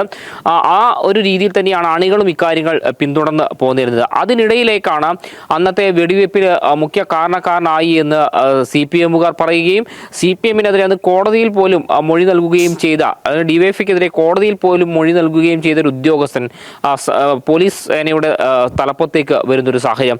അത് എന്ത് തരത്തിൽ ന്യായീകരിച്ചാലും അത് അംഗീകരിക്കാനാകില്ല എന്നൊരു നിലപാട് തന്നെയാണ് അണികളെ സംബന്ധിച്ചുള്ളത്. കാരണം ആ വാക്കുകൾ തന്നെയാണ് പി ജയരാജന്റെ അഭിപ്രായത്തിലൂടെ വ്യക്തമാകുന്നത് എന്നുള്ള കാര്യം തന്നെയാണ് പറയേണ്ടത്. കാരണം കൂത്തുപറമ്പ് പി ജയരാജൻ ഓർമ്മിപ്പിക്കുകയാണ് നേതാക്കളെ ചെയ്തിരിക്കുന്നത്. അതിപ്പോൾ അണികളിൽ നിന്നും വലിയ പ്രതിഷേധം ഈ വിഷയവുമായി ബന്ധപ്പെട്ട് ഉയർന്നു വരുന്നുണ്ട്.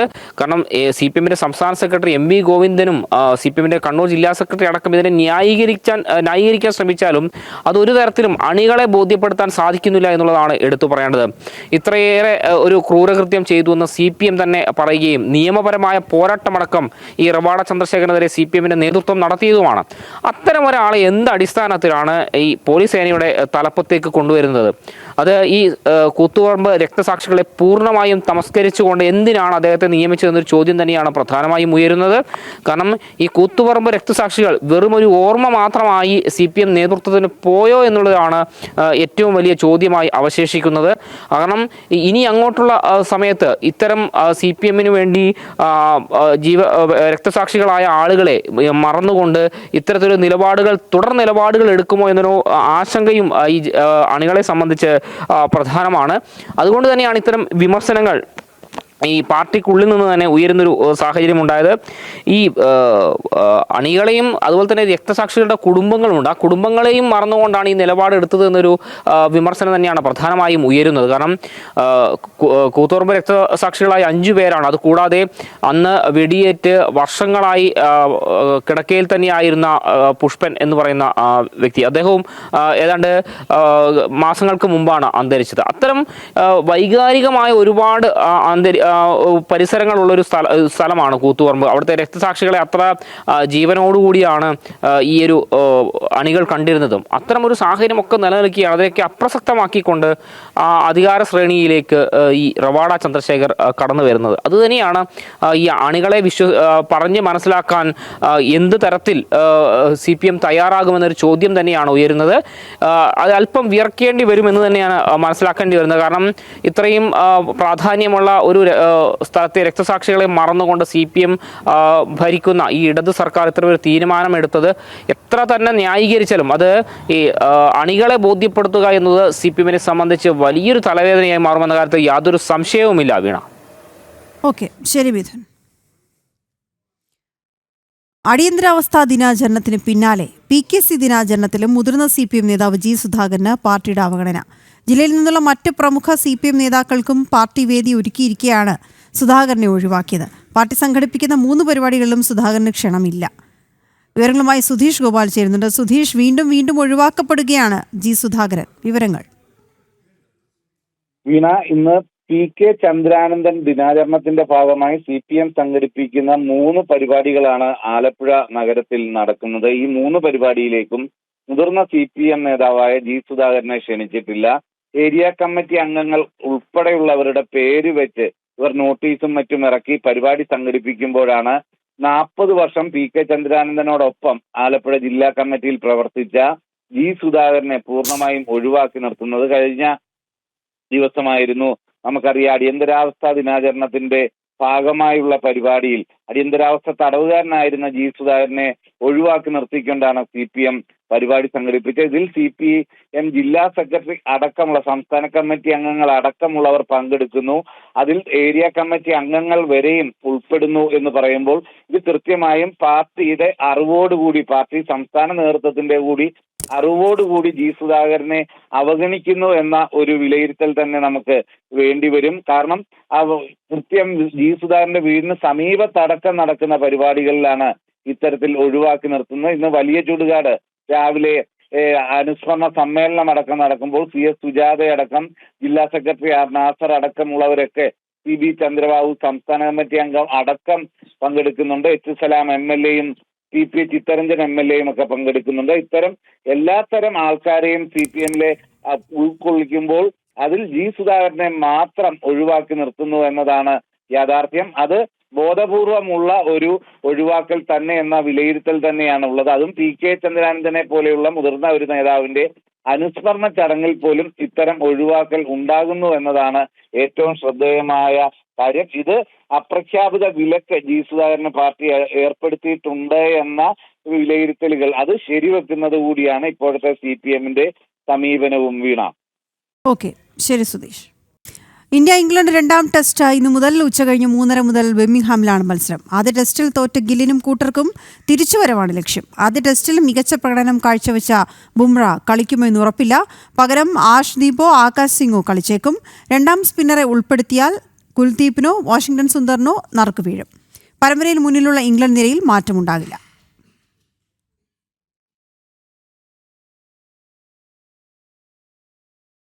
മാനദണ്ഡങ്ങൾ ലംഘിച്ച് കാഞ്ചിയാർ കുടുംബാരോഗ്യ കേന്ദ്രത്തിൽ ജൂനിയർ ഡോക്ടറെ മെഡിക്കൽ ഓഫീസറാക്കി ആരോഗ്യവകുപ്പ്. മെഡിക്കൽ ഓഫീസറായി പ്രവർത്തിച്ചു പരിചയമുള്ള സീനിയർ ഡോക്ടർ ഈ ആശുപത്രിയിൽ ഉള്ളപ്പോഴാണ് ജൂനിയറിന് ചുമതല കൈമാറിയുള്ള ഉത്തരവ്. പരിചയസമ്പത്ത് ഇല്ലാത്ത ആൾക്ക് ഉത്തരവാദിത്തം കൈമാറിയതിനു പിന്നാലെ കുടുംബാരോഗ്യ കേന്ദ്രത്തിന്റെ പ്രവർത്തനവും താളം തെറ്റി. ഒരു പതിറ്റാണ്ടിന്റെ പ്രവൃത്തി പരിചയമുള്ള ഡോക്ടർ ആശുപത്രിയിൽ തുടരുമ്പോഴാണ് സ്ഥലം മാറിപ്പോയ മെഡിക്കൽ ഓഫീസറിന് പകരമായി 1 വർഷം പോലും പ്രവൃത്തി പരിചയമില്ലാത്ത ഡോക്ടറെ നിയമിച്ചത്.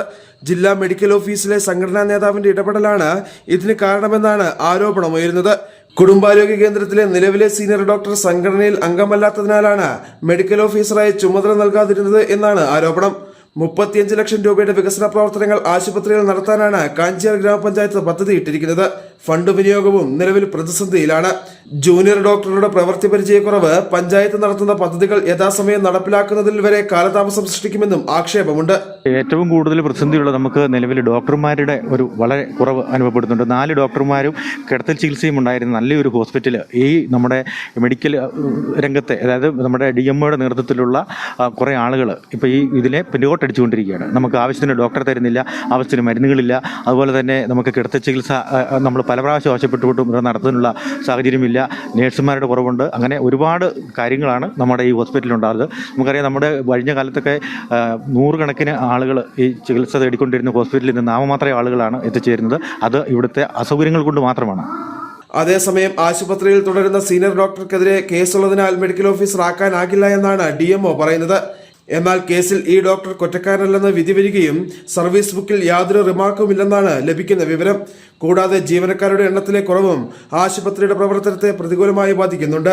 4 ഡോക്ടർമാർ വേണ്ടിടത്ത് ഇപ്പോഴുള്ളത് 2 പേർ മാത്രം. നഴ്സുമാരുടെയും ഫാർമസിസ്റ്റിന്റെയും അഭാവവും ആശുപത്രിയിലുണ്ട്. വനവാസി വിഭാഗക്കാർ ഉൾപ്പെടെ ആശ്രയിക്കുന്ന ആശുപത്രിയിൽ കിടത്തി ചികിത്സയും നിർത്തിവച്ചിരിക്കുകയാണ്. ആശുപത്രിയുടെ പ്രവർത്തനങ്ങളെ ആകെ അവതാളത്തിലാക്കുന്ന ജില്ലാ മെഡിക്കൽ ഓഫീസിന്റെ ഇടപെടലിൽ കാഞ്ചിയാർ ഗ്രാമപഞ്ചായത്ത് പ്രമേയവും പാസാക്കി. ജനം, ഇടുക്കി.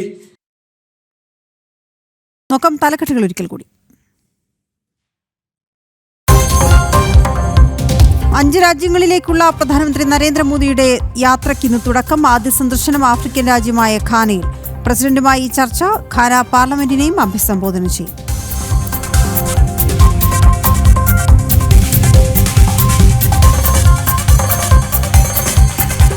ഭാരതാംബയെ അധിക്ഷേപിച്ച VSSC ഉദ്യോഗസ്ഥനെതിരെ അന്വേഷണം. നടപടി. DGPക്ക് ലഭിച്ച പരാതിയിൽ അടിയന്തരമായ അന്വേഷണം നടത്തി റിപ്പോർട്ട് സമർപ്പിക്കണമെന്ന് DGP.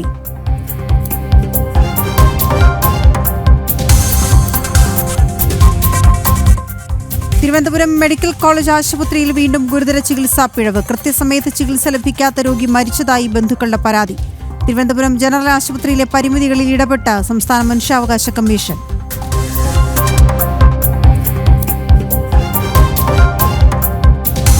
രോഗികളുടെ അവസാന ആശ്രയമായ സംസ്ഥാനത്തെ മെഡിക്കൽ കോളേജുകൾ പരിമിതികളുടെ നടുവിൽ. കോട്ടയം മെഡിക്കൽ കോളേജ് പ്രവർത്തിക്കുന്നതും ആവശ്യമായ ഉപകരണങ്ങളില്ലാതെ. ആലപ്പുഴയിൽ 6 വിഭാഗങ്ങളിലായി നികത്താനുള്ളത് 27 ഡോക്ടർമാരുടെ ഒഴിവുകൾ.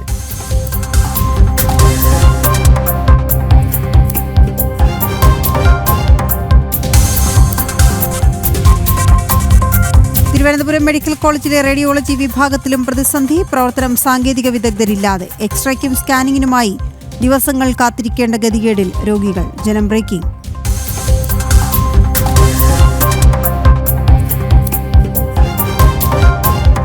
അറുപത് ദിവസത്തെ വെടിനിർത്തൽ ധാരണയ്ക്കുള്ള വ്യവസ്ഥകൾ ഇസ്രായേൽ അംഗീകരിച്ചതായി അമേരിക്കൻ പ്രസിഡന്റ്. യുദ്ധം ശാശ്വതമായി അവസാനിപ്പിക്കാനുള്ള ശ്രമങ്ങൾ വെടിനിർത്തൽ കാലയളവിൽ തുടരും. ധാരണ ഹമാസ് അംഗീകരിച്ചില്ലെങ്കിൽ വലിയ ആഘാതം സംഭവിക്കുമെന്ന് മുന്നറിയിപ്പ്.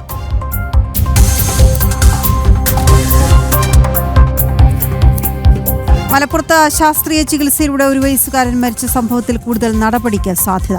രക്ഷിതാക്കൾക്കെതിരെ കൂടുതൽ വകുപ്പുകൾ ചുമത്തിയേക്കും. തൃശൂർ പുതുക്കാട്ട് നവജാത ശിശുക്കളുടെ കൊലപാതകത്തിൽ പോസ്റ്റ്മോർട്ടം 2 ദിവസങ്ങളായി നടത്തും. അസ്ഥികൾ DNA പരിശോധനയ്ക്ക് അയക്കും. ഇന്ത്യ ഇംഗ്ലണ്ട് രണ്ടാം ടെസ്റ്റ് ഇന്നു മുതൽ. ഗില്ലിനും കൂട്ടർക്കും തിരിച്ചുവരവ് ലക്ഷ്യം. മത്സരം ഉച്ചകഴിഞ്ഞ് 3:30 മുതൽ ബർമിംഗ്ഹാമിൽ.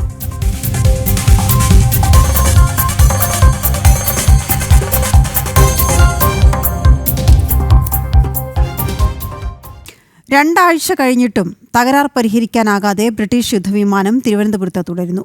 ഹൈഡ്രോളിക് സംവിധാനത്തിലുണ്ടായ തകരാർ പരിഹരിക്കാൻ ഇംഗ്ലണ്ടിൽ നിന്നുള്ള വിദഗ്ധ സംഘം എത്താത്തതാണ് കാരണം. ബ്രിട്ടീഷ് യുദ്ധവിമാനം F-35B മെയിൻ്റനൻസ് ഹാങ്കറിലേക്ക് ഇതുവരെ മാറ്റിയിട്ടുമില്ല. ശാലിനി ചേരുന്നുണ്ട് വിവരങ്ങളുമായി. ശാലിനി, ഇത് പലതരത്തിൽ പരിഗണിക്കും എന്ന് അറിയിച്ചിരുന്നു, പക്ഷേ സാങ്കേതിക വിദഗ്ധരും തന്നെ ഇപ്പോഴും എത്തിയിട്ടില്ലാത്ത സാഹചര്യമാണ്. എന്താണ് വിവരങ്ങൾ?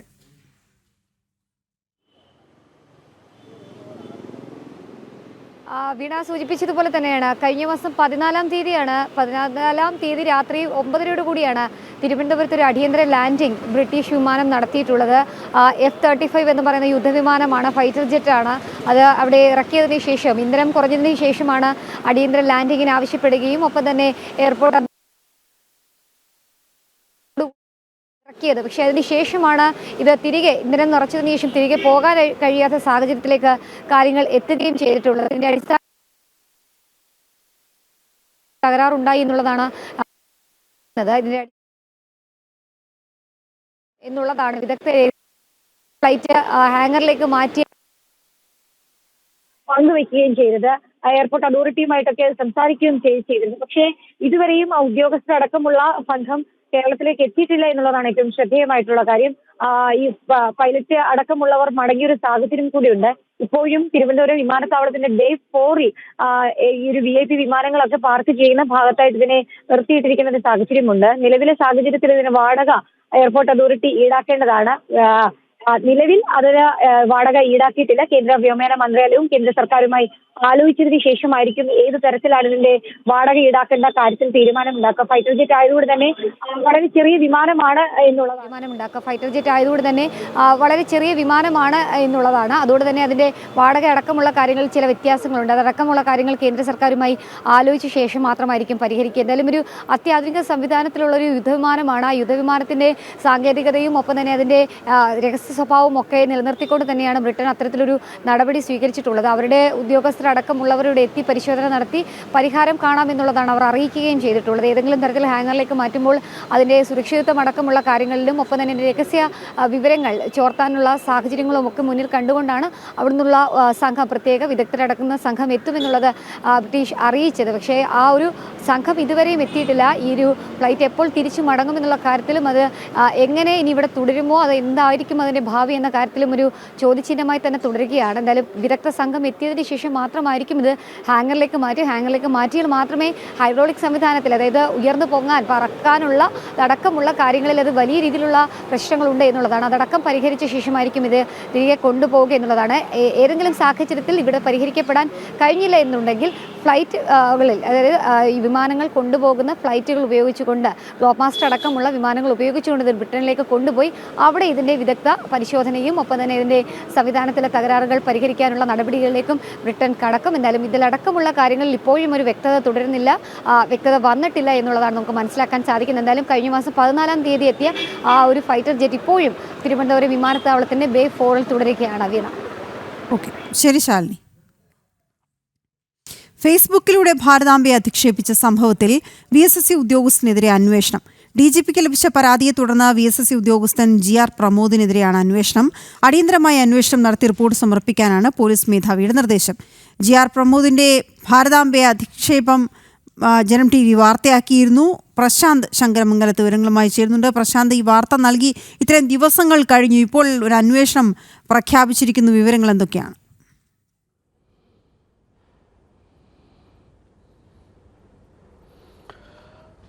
വീണ, ഈ പരാതിയിൽ അന്വേഷണം നടത്തി, സമഗ്രമായ അന്വേഷണം നടത്തി റിപ്പോർട്ട് സമർപ്പിക്കാനാണ് DGPയുടെ ഭാഗത്തുനിന്നും ഉത്തരവിട്ടിരിക്കുന്നത്. പരാതി ഹൈടെക് സെല്ലിലേക്ക് കൈമാറുകയും ചെയ്തു. GR പ്രമോദിൻ്റെ ഭാരതാംബയെ അധിക്ഷേപിച്ച വിഷയത്തിലാണിപ്പോൾ ഒരു ഇടപെടലുണ്ടായിരിക്കുന്നത്. അത് സംസ്ഥാന പോലീസ് മേധാവിയുടെ ഭാഗത്തു തന്നെയാണ്. പരാതി സ്വീകരിക്കുകയും പരാതിയുടെ പ്രാഥമിക ദൃഷ്ട്യാ ഈ പരാതിയുടെ അടിസ്ഥാനത്തിൽ പരാതിയിൽ കഴമ്പുണ്ട് അല്ലെങ്കിൽ കാര്യമുണ്ട് എന്ന് മനസ്സിലാക്കിയിരിക്കുന്നു. അതിൻ്റെ അടിസ്ഥാനത്തിൽ ആണ് ഹൈടെക് സെല്ലിലേക്ക് പരാതി കൈമാറിയത്. പരാതി കൈമാറിയ ശേഷം സമഗ്രമായ അന്വേഷണം നടത്തണം. അന്വേഷണം നടത്തി റിപ്പോർട്ട് സമർപ്പിക്കുവാനും സംസ്ഥാന പോലീസ് മേധാവി ഉത്തരവിട്ടിരിക്കുകയാണ്. GR പ്രമോദ് VSSCയിലെ ഒരു ഉദ്യോഗസ്ഥനാണ്, സർക്കാർ കേന്ദ്ര സർവീസിലെ ഉദ്യോഗസ്ഥനും. പ്രമോദിൻ്റെ ഭാരതാംബയെ അധിക്ഷേപിച്ചുകൊണ്ടുള്ള പരാമർശം വലിയ രീതിയിൽ വിവാദങ്ങൾക്ക് വഴിവെച്ചിരുന്നു, വിമർശനങ്ങൾക്കിടയാക്കിയിരുന്നു. ഇത് ജനം TV യാണ് വാർത്തയാക്കുന്നത്. വളരെ നിന്ദ്യമായ രീതിയിൽ, മോശപ്പെട്ട രീതിയിൽ ഭാരതാംബയെ ചിത്രീകരിക്കുന്ന ഒരു സമീപനമുണ്ടായിരുന്നു. കേന്ദ്ര സർക്കാർ സ്ഥാപനത്തിൽ ജോലി ചെയ്യുന്ന ഒരു ഉദ്യോഗസ്ഥൻ സ്വീകരിക്കേണ്ട നടപടിക്രമങ്ങൾ, ചട്ടങ്ങൾ ഇതൊക്കെ കാറ്റിപ്പറത്തിക്കൊണ്ടാണ് ഇടത് സംഘടനാ നേതാവായ GR പ്രമോദ് ഭാരതാംബയെ അധിക്ഷേപിച്ചുകൊണ്ട് പരസ്യമായി ഫേസ്ബുക്കിൽ സാമൂഹ്യ മാധ്യമത്തിൽ പോസ്റ്റ് കുറിച്ചത്. ഇത് വലിയ രീതിയിലുള്ള വിമർശനങ്ങൾക്കിടയാക്കിയിരുന്നു. ദേശീയവാദികളടക്കം നിരവധി പേർ ഈ പോസ്റ്റിനെതിരെ രംഗത്ത് വരുന്ന സാഹചര്യമൊക്കെ ഉണ്ടായിരുന്നു. ഏതായാലും അതിലാണ് ഇപ്പോൾ ഒരു നടപടി ഉണ്ടായിരിക്കുന്നത്. സംസ്ഥാന പോലീസ് മേധാവിക്ക് ലഭിച്ച പരാതിയിലാണ് ഇപ്പോൾ ഒരു ആദ്യ നടപടി ഉണ്ടായിരിക്കുന്നത്. VSSC ഡയറക്ടർക്ക് പരാതി ലഭിച്ചിരുന്നു, അതോടൊപ്പം തന്നെ ഗവർണർക്ക് പരാതി അയച്ചിരുന്നു, പ്രധാനമന്ത്രിക്കും പരാതി അയച്ചിരുന്നു. പോസ്റ്റൽ എംപ്ലോയീസ് ഫെഡറേഷൻ്റെ പേരിലാണ് ഈ പരാതി അയച്ചത്. അതിൽ ആദ്യ നടപടി എന്ന രീതിയിലാണ്, ഒരു പ്രാഥമിക ഘട്ടം എന്ന നിലയിലാണ് ഇപ്പോൾ DGPയുടെ ഭാഗത്തു നിന്നും സംസ്ഥാന പോലീസ് മേധാവിയുടെ ഭാഗത്തു നിന്നും ഒരു നടപടി എന്ന നിലയിൽ വന്നിരിക്കുന്നത്. പരാതി ഹൈടെക് സെല്ലിന് കൈമാറിയിരിക്കുകയാണ്. കൈമാറിയിട്ട് തുടർന്നുള്ള അന്വേഷണം, ഈ വിഷയത്തിൽ സമഗ്രമായ രീതിയിൽ അന്വേഷണം നടത്തി റിപ്പോർട്ട് സമർപ്പിക്കണമെന്നാണ് ഇപ്പോൾ പോലീസ് മേധാവിയുടെ ഭാഗത്ത് നിന്ന് ഉള്ള ഒരു ഉത്തരവ് വന്നിരിക്കുന്നത്. ഈ GR പ്രമോദ് നേരത്തെയും പലതവണ ഫേസ്ബുക്കിലൂടെ പ്രധാനമന്ത്രിയെയും കേന്ദ്ര സർക്കാരിനെയും അടക്കം ആക്ഷേപിക്കുന്ന സമീപനമുണ്ടായിരുന്നു.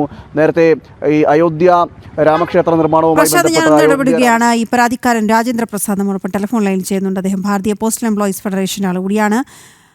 ശ്രീ രാജേന്ദ്ര പ്രസാദ്, ഈ പരാതി നൽകി ഇപ്പോൾ ഈ ദിവസങ്ങൾ കഴിഞ്ഞു, കൃത്യമായി ഇതിന് ദിവസവും വാർത്ത നൽകേണ്ടി വന്നു, ദിവസവും നിങ്ങൾക്ക് പ്രതികരിക്കേണ്ടി വന്നു. ഇതിനെല്ലാം ഒടുവിൽ ഇപ്പോൾ അന്വേഷണം പ്രഖ്യാപിച്ചിട്ടുണ്ട്. എന്താണ് പ്രതികരണം? ഇത് ഇപ്പോൾ അന്വേഷണം പ്രഖ്യാപിച്ചിരിക്കുന്നത് ഞങ്ങൾ ഭാരതീയ പോസ്റ്റൽ എംപ്ലോയീസ് ഫെഡറേഷൻ DGPക്ക് കൊടുത്ത പരാതിയുടെ അടിസ്ഥാനത്തിലാണ്. അത് പോലീസ് ഹെഡ്ക്വാർട്ടറിലെ തന്നെ ഹൈടെക് സെല്ലിന് പരാതി അന്വേഷണത്തിനായി കൈമാറിയെന്നാണ് ഞങ്ങൾക്ക് ഇന്നലെ ഇമെയിൽ മുഖേന ലഭിച്ച വിവരം. കൂടാതെ VSSC ഡയറക്ടറിന്റെ ഓഫീസുമായി ഞങ്ങൾ ഇന്നലെ ബന്ധപ്പെട്ടിരുന്നു. അവിടെയുള്ള ഉത്തരവാദിത്തപ്പെട്ട ഈ അന്വേഷണത്തിന് ചുമതലപ്പെടുത്തിയ ആളുമായും സംസാരിച്ചു. അപ്പോൾ അവർ നടപടി എടുക്കുമെന്നാണ് പറഞ്ഞത്. പക്ഷേ ഒന്നും ഇതുവരെ വിസിബിൾ ആയിട്ടില്ല. നടപടി എടുക്കുമെന്ന് തന്നെ ഞങ്ങൾ പ്രതീക്ഷിക്കുകയാണ്. ഇത് നിങ്ങൾ ഈ പരാതിയിൽ കൃത്യമായി ചൂണ്ടിക്കാണിച്ചത് എന്താണ്? സെൻട്രൽ സർവീസ് റൂളുകളുണ്ട്. ഈ റൂളുകൾ പ്രകാരം പോലും പ്രഥമ ദൃഷ്ട്യാ ഇത് തെറ്റാണ് എന്ന് ചൂണ്ടിക്കാണിക്കാൻ കൃത്യമായും കഴിഞ്ഞിട്ടില്ലേ? അതെ. അതായത് CCS റൂൾ പ്രകാരം ഒരു ഗവൺമെന്റ് ഉദ്യോഗസ്ഥൻ ഇങ്ങനെ സർക്കാരിനെയോ അല്ലെങ്കിൽ ഇതുപോലെയുള്ള വിശ്വാസങ്ങളെ വ്രണപ്പെടുത്തുന്ന രീതിയിൽ സമൂഹ മാധ്യമങ്ങളിലൊന്നും പ്രതികരിക്കാൻ പാടില്ല. അതിൽ പ്രത്യേകമായി തന്നെ റൂൾ 3 അത് വ്യക്തമായി പറയുന്നുണ്ട്. അതല്ലാതെ ഭാരതീയ ന്യായ സംഹിത പ്രകാരവും ഇതൊരു ക്രിമിനൽ കുറ്റത്തിൽ 5 വർഷം വരെയൊക്കെ ശിക്ഷ ലഭിക്കാവുന്ന ഒഫൻസ് കൂടെയാണ്. അപ്പം ആ ഭാരതീയ ന്യായ സംഹിത പ്രകാരമുള്ള കാര്യങ്ങൾ പറഞ്ഞുകൊണ്ടാണ് ഞങ്ങൾ പോലീസിൽ പരാതി കൊടുത്തത്. മറ്റ് സർവീസ് ചട്ടങ്ങളൊക്കെ ഉദ്ധരിച്ചുകൊണ്ടാണ് ഞങ്ങളിപ്പോൾ VSSCക്കും പരാതി കൊടുത്തിരിക്കുന്നതും പ്രധാനമന്ത്രിയുടെ ഓഫീസിലൊക്കെ പരാതി കൊടുത്തിരിക്കുന്നതും.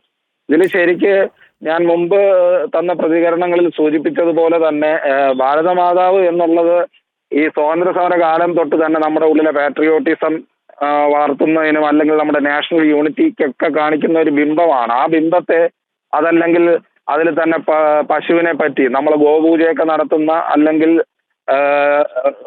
വളരെ പവിത്രമായി കാണുന്ന പല ബിംബങ്ങളെയും വളരെ മോശമായ രീതിയിൽ പറഞ്ഞിരിക്കുന്നത് കൊണ്ടാണ് ഒരു ദേശീയതയിലൂന്നി പ്രവർത്തിക്കുന്ന സംഘടന എന്നുള്ള നിലയിൽ ഭാരതീയ പോസ്റ്റൽ എംപ്ലോയീസ് ഫെഡറേഷൻ പരാതി നൽകിയത്.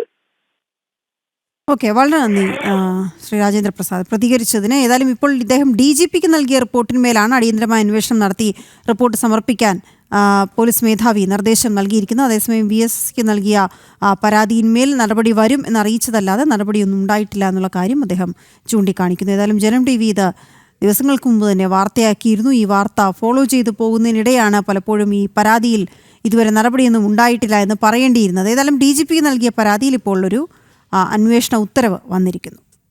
ഭാരതത്തിലെ ഏറ്റവും വലിയ ഡാർക്ക്നെറ്റ് മയക്കുമരുന്ന് വിൽപ്പന ശൃംഖല കെറ്റാമലോൺ തകർത്തെന്ന് NCB. പിടിയിലായ മൂവാറ്റുപുഴ സ്വദേശി എഡിസൺ ഡാർക്ക്നെറ്റിലെ പ്രധാന കണ്ണിയെന്ന NCB. ഇയാൾ 2 വർഷമായി ലഹരി വിൽപ്പന നടത്തുന്നുണ്ട് എന്നും NCB അറിയിച്ചു. അറസ്റ്റിലായ എഡിസനെ ചോദ്യം ചെയ്യുന്നത് തുടരുകയാണ്. ജിജീഷ് ചേരുന്നുണ്ട്. ജിജീഷ്, വിവരങ്ങൾ. ഈ അന്വേഷണം NCBയുടെ അന്വേഷണം തുടരുന്നതിനിടെയാണ് പ്രധാനമായും ഈ ക്രിപ്റ്റോ കറൻസി ഇടപാടും ഡാർക്ക്നെറ്റ് വഴിയുള്ള ലഹരി വിൽപ്പനയുമായി ബന്ധപ്പെട്ട കൂടുതൽ വിവരങ്ങൾ പുറത്തു വരുന്നത്. ഈ മയക്കുമരുന്ന് വിൽപ്പന ശൃംഖലയിലെ പ്രധാനപ്പെട്ട കണ്ണി തന്നെയാണ് എഡിസൺ എന്ന കാര്യമാണ് NCB ചൂണ്ടിക്കാണിക്കുന്നത്. ഡാർക്ക്നെറ്റിലെ പ്രധാന കണ്ണിയാണ്. മാത്രമല്ല കെറ്റാമലോൺ ഡാർക്ക്നെറ്റ് വഴി മാസം കൈകാര്യം ചെയ്തത് 10,000 LSD ബ്ലോട്ടുകളായിരുന്നു എന്ന കാര്യമാണ്.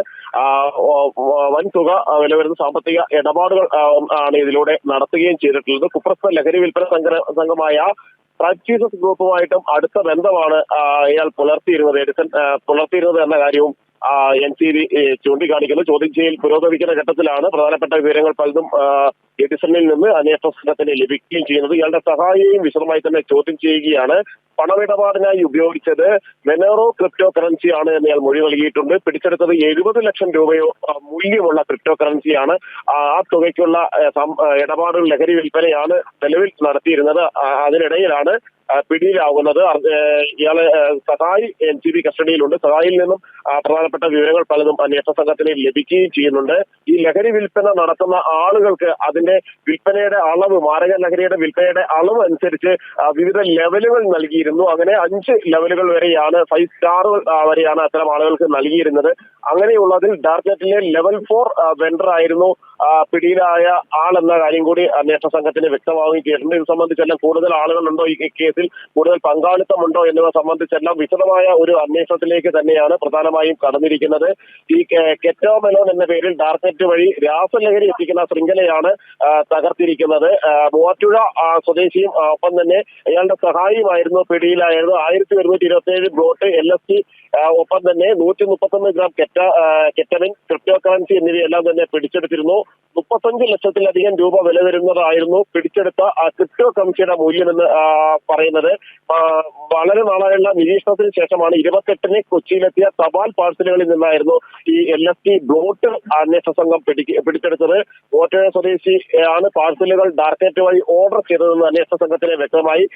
തുടർന്നാണ് ഇയാളെ കസ്റ്റഡിയിലെടുക്കുന്നത്, ഇയാളിലേക്ക് അന്വേഷണം എത്തുന്നത്. പിന്നീട് അടുത്ത ദിവസം NCB നടത്തിയ പരിശോധനയിൽ ബാക്കി ലഹരി വസ്തുക്കൾ കൂടി ഇയാളുടെ വീട്ടിൽ നിന്ന് പിടിച്ചെടുത്തു. ഡാർക്ക്നെറ്റ് മാർക്കറ്റുകളിലേക്ക് പ്രവേശിക്കാൻ ഉപയോഗിച്ച പെൻഡ്രൈവ്, ഒപ്പം തന്നെ ക്രിപ്റ്റോ കറൻസി വാലറ്റുകൾ, ഇടപാടുകാരുടെ വിവരങ്ങൾ അടങ്ങിയ ഹാർഡ് ഡിസ്കുകൾ, ഒപ്പം തന്നെ ഹാർഡ്വെയർ വാലറ്റ് എന്നിവയെല്ലാം തന്നെ അന്വേഷണ സംഘം പിടിച്ചെടുത്തിട്ടുണ്ട്. ഈ ഉപകരണങ്ങളുടെ എല്ലാം പരിശോധനകൾ ഇനി പ്രധാനമായും പൂർത്തിയാക്കാനുണ്ട്. അതിനുശേഷമായിരിക്കും വിശദമായ അന്വേഷണത്തിലേക്ക് കടക്കുക. പ്രധാനമായും വലിയ ഒരു ലഹരി ശൃംഖലയിലെ കണ്ണിയെ തന്നെയാണ് പിടികൂടിയിരിക്കുന്നത്. സമാനമായ രീതിയിൽ ലഹരി വിൽപ്പന നടത്തിയ കൂടുതൽ ആളുകൾ ഉണ്ട്. കറൻസി വഴി, ക്രിപ്റ്റോ കറൻസി വഴി വാങ്ങിക്കൊണ്ട് മയക്കുമരുന്ന് വിൽപ്പന നടത്തിയിട്ടുള്ള, ഡാർക്ക്നെറ്റ് വഴി വിൽപ്പന നടത്തിയിട്ടുള്ള ആളുകൾ ഇനിയും ഉണ്ട് ഈ കണ്ണികളിൽ എന്ന കാര്യം തന്നെയാണ് NCB ഇപ്പോൾ വ്യക്തമാക്കുകയും ചെയ്യുന്നത്. ഓക്കെ, ശരി ജിജേഷ്. കൊല്ലം എഴുകോണിൽ ചാരായവും കഞ്ചാവ് ചെടിയും പിടികൂടി. 8 ലിറ്റർ ചാരായവും 260 ലിറ്റർ കോടയുമാണ് കണ്ടെത്തിയത്. സംഭവത്തിൽ കുഴിവിള വീട്ടിൽ രാജപ്പനെ എക്സൈസ് സംഘം അറസ്റ്റ് ചെയ്തു. തുടർന്ന് നടത്തിയ പരിശോധനയിൽ 27 സെന്റിമീറ്റർ നീളമുള്ള കഞ്ചാവ് ചെടിയും കണ്ടെത്തി.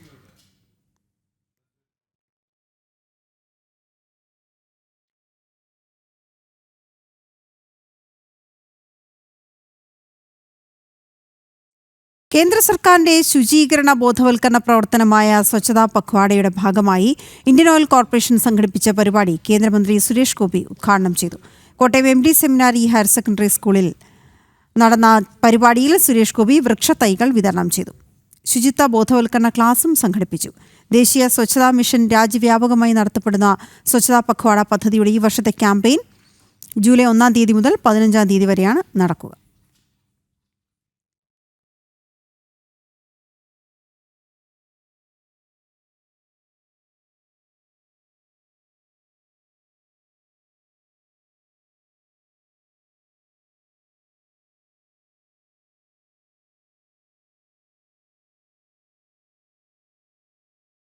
വയനാട് മേപ്പാടിയിൽ കാട്ടാനക്കൂട്ടം ജനവാസ മേഖലയിൽ ഇറങ്ങുന്നത് പതിവാകുന്നു. കഴിഞ്ഞ ദിവസം മേപ്പാടി കാപ്പംകൊല്ലി പുഴമൂലയിൽ കാട്ടാന ഇറങ്ങിയിരുന്നു. കഴിഞ്ഞ ഒരാഴ്ചയ്ക്കിടെ 5 തവണയാണ് പ്രദേശത്ത് കാട്ടാനകൾ ഇറങ്ങിയത്. പ്രദേശത്തെത്തിയ കാട്ടാനകളുടെ ദൃശ്യങ്ങൾ നാട്ടുകാർ പകർത്തി. ജീവന് ഭീഷണിയായ കാട്ടാനകളെ ജനവാസ മേഖലയിൽ നിന്നും കാടുകയറ്റാൻ നടപടി വേണം എന്നാണ് നാട്ടുകാരുടെ ആവശ്യം.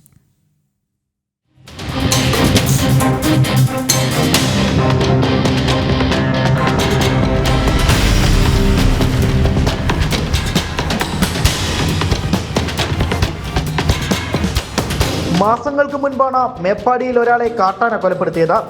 ആനശല്യം പരിഹരിക്കുമെന്ന വനംവകുപ്പ് പറയുമ്പോഴും പ്രദേശത്ത് ആനശല്യം രൂക്ഷമാവുകയാണ്. കാപ്പംകൊല്ലി പുഴമൂലയിലാണ് കാട്ടാനശല്യം രൂക്ഷമായുള്ളത്.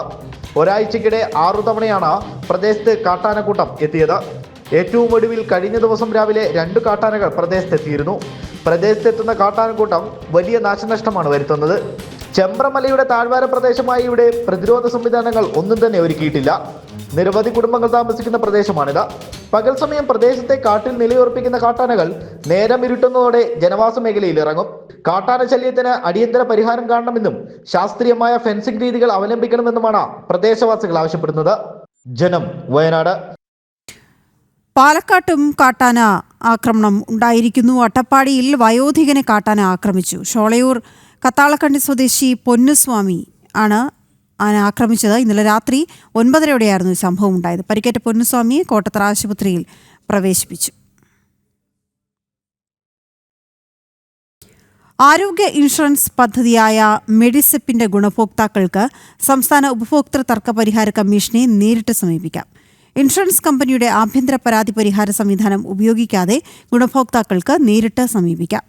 എറണാകുളം ജില്ലാ ഉപഭോക്തൃ തർക്ക പരിഹാര കമ്മീഷന് ഉത്തരവ് ചോദ്യം ചെയ്ത് സമർപ്പിച്ച ഹർജിയാണ് സംസ്ഥാന കമ്മീഷൻ തള്ളിക്കളഞ്ഞത്.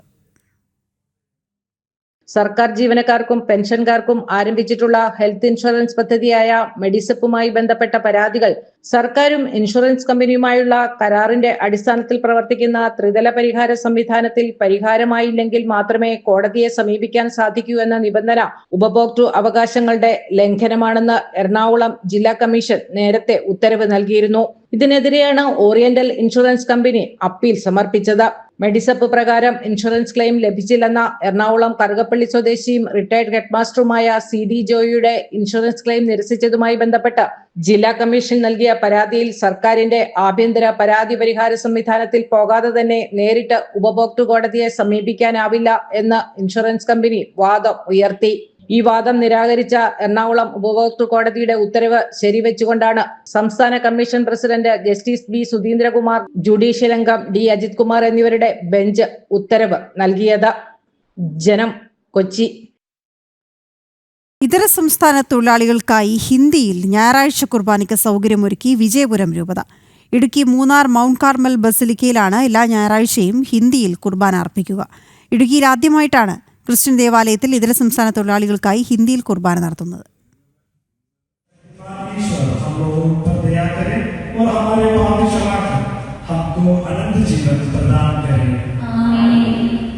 മൂന്നാറിലെ മൗണ്ട് കാർമൽ ബസിലിക്കയിലെത്തുന്ന ഇതര സംസ്ഥാനങ്ങളിൽ നിന്നുള്ള വിശ്വാസികൾക്ക് ഭാഷ പ്രശ്നമായതോടെയാണ് ഹിന്ദിയിൽ കൂടി കുർബാന അർപ്പിക്കാൻ തീരുമാനിച്ചത്.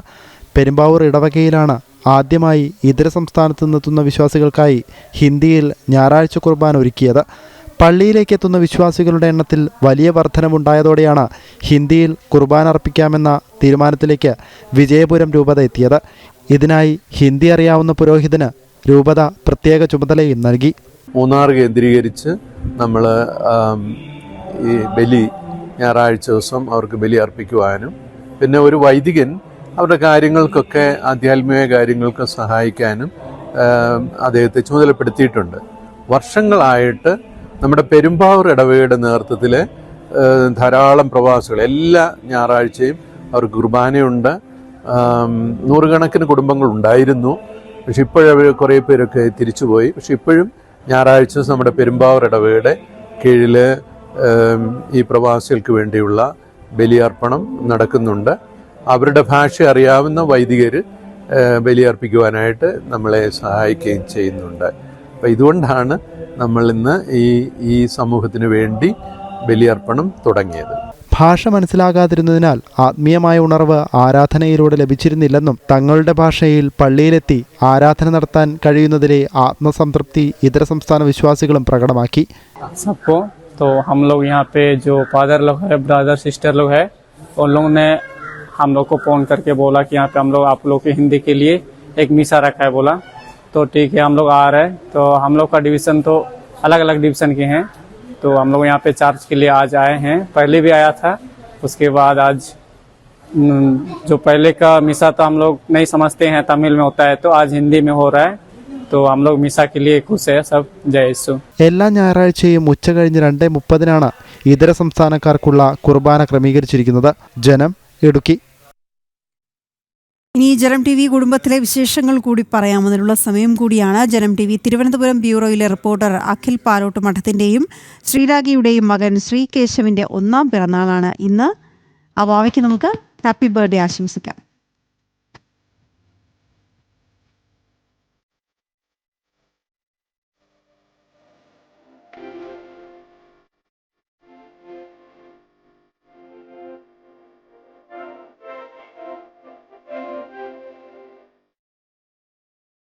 ഇനിയൊരു വെഡിങ് ആനിവേഴ്സറിയാണ്. ജനം ടി വി ടെക്നിക്കൽ വിഭാഗത്തിലെ ഹരികൃഷ്ണന്റെ വിവാഹ വാർഷികമാണ് ഇന്ന്. ഹരിക്കും വീണയ്ക്കും വിവാഹ വാർഷിക ആശംസകൾ.